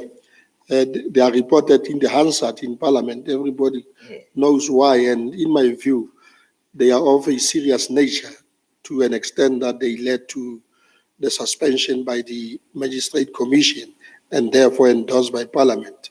That is why I was asking you, how serious are this matter? But lastly, just my last question. I can see that you studied in Lund University and you did an international course in human rights. Correct, yes. Yes, that is my alma mater as well. I spent several years at that university doing my master's degree. But it's okay. In your view, what lessons have you learned from Sweden at the University of Lund that can be brought to South Africa and be proliferated, because we need to engender the culture of human rights here in our country? Most definitely. I'm very passionate about rights. What we learned in Sweden, and don't forget we went very early, we went 95, I think it was 94, 95. We learned about social context training. We learned about gender equality. We learned about disadvantaged people. What it actually teaches you to come back to is we have to uplift our disadvantaged people. We have to treat people with dignity and respect. We've got to find a way of uplifting our poor in this country. And basically, we're a young democracy. And if we don't work towards that, we're going to have trouble along the way. It's okay. Thank you, CJ. And that country is very cold, eh? Thank you very much, CJ. It's very cold. Chief Justice, follow up? Yes, sir. Thank you. Good afternoon. Good afternoon, Mr. Barnard. Good afternoon. Sorry, on your comment on dignity and respect, there's just something we need to explore, and that is your judicial temperament. So I'll start like this and ask you, if one thinks about judicial temperament, humility, courtesy, that sort of thing, on a scale of 0 to 10, where would you rate yourself? How do you mean on a scale of 0 to 10? Well, if you have to give yourself a percentage or a mark out of 10 on as far as judicial temperament is concerned, is it good? Is it bad? Medium? Wow, I think I'd be 9 out of 10 or 10 out of 10. I've been on the bench for many, many years. There's never, ever been a complaint about my behavior or temperament at all. I treat people with dignity and respect. You've got to put yourself in somebody's shoes. We've often helped people why they have to stand and testify in a witness stand. We don't know. So I get chairs that people can sit down while they testify. So I don't understand that question. I'd actually say everybody deserves to be treated with respect and dignity. There was just, I think, a concern expressed by advocates for transformation about, that there might be sometimes when there are instances where the judicial temperament might need to be questioned as far as the court is concerned. I did see that. And I was quite surprised at that, actually, because nobody's ever come forward to complain about me at all. I don't think the JP's got any complaints, the Law Society, etc. I treat everybody equally in my court with dignity and respect. So I was quite surprised at that. And I didn't know what they actually meant by my temperament. Sometimes there is a joke in court and you do laugh, so, and you try not to. You try and keep a poker face. But I really didn't understand that. I think they also said I hadn't acted enough either, but then it was an old comment in 2018, I think, or I don't know. I'm just as surprised as you are, because I think a number of the attorneys and advocates have appeared before me and I've never ever had a complaint. I am firm, because one has to be firm to get the cases done. I'm very strict on punctuality. 9 o'clock I will walk into court, and my cases are all finalized. I have no part-heard cases. I have no outstanding judgments. And I think the practitioners know, the attorneys and the advocates, that if they get in Marx's court, they'll get a fair hearing and a fair trial. Thank you very much. Thank you, Chief Justice. Thank you, sir. Honorable President. Thank you, CJ. I pass. My questions have been answered. Judge President. Thank you, Chief Justice. Ms. Marks, good afternoon. Good afternoon, Judge Mlambo. I just want you to give us a better sense of your experience acting in the High Court. You say you've acted 16 weeks, 12 of them have been in the civil section of the High Court. 16 months. 16 months, yeah, 12 of them have been in the... 12 months have been in the civil component, yes.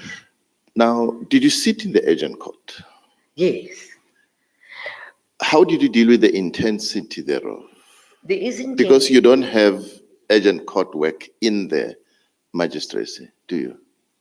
Not like the High Court. Okay. The High Court, you have your urgent matters together with your motion court role in Durban and in Pietermaritzburg. You have to think quickly. I think my vast experience of getting to the issues at hand, I'm able to see through the how can I say, the clouds of dust that some of the parties kick up, and you get to the point in issue. You ask, is that the point in issue?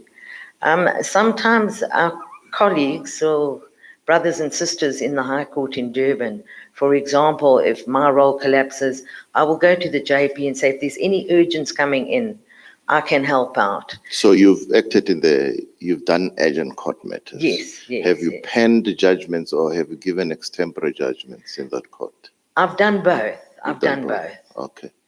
You said you've done opposed motion. Yes, Did you pen judgments there?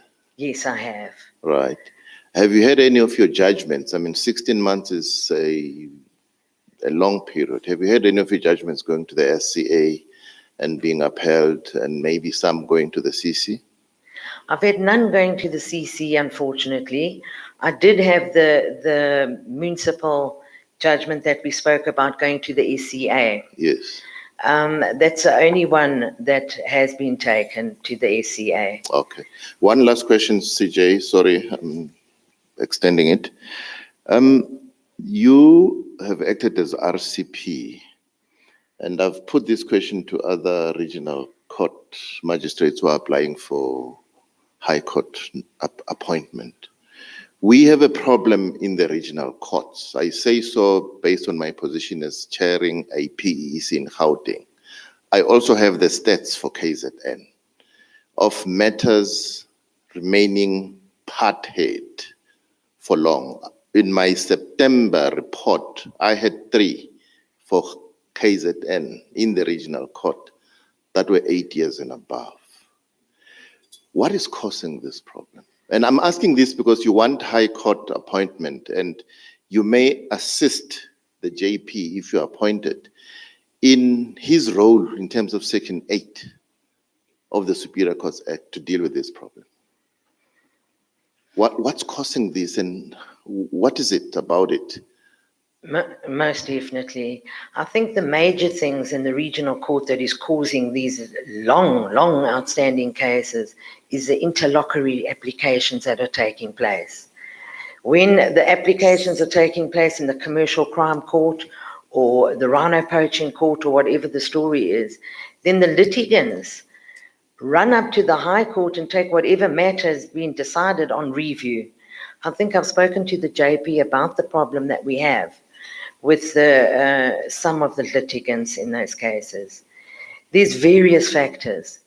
What I did, I put in place, and the JP knows about this as well, is the regional court president's practice directives is that if the people are not sitting for the 4 hours, they got to submit a daily statistic return. That way, we can see what is the challenge and what is the problem. There's a variety of challenges. Okay, no, I don't want you to go further. You are aware of the problem. Yes. You've acted as a leader in that court, and you've tried your bit to resolve it, but it's not going away. A lot of it came, a lot of it I was able to assist with, but the COVID struck. Yes. And we had a very, very sad situation. We had a lot of magistrates that did pass on. And of course, there were also the Department of Justice officials, your stenographers, etc., were on a rotation basis. So prosecutors would come to court and not actually do the trials that they were supposed to, but they would just postpone the matters because everybody was very frightened about COVID. Yeah. Now that we're down to the level 1, we're back on stream again. Okay, no problem. Thank you very much, Ms. Marks. You share something special with me. I won't tell the commission what it is. Thank you very much, Chief Justice. Thank you, Judge President. It's our birthday, sorry. Good. Since you've acted as the regional court president, you'll probably be able to answer this question. How many regional court magistrates are in Pietermaritzburg? The Pietermaritzburg, because we've got the backlog courts here as well, would be about 15, with them going out to travel to Greytown, Richmond, and so forth. 2018, 2017, I visited that court, and subsequently that one. It was on a Friday, and I didn't find a single regional court magistrate there.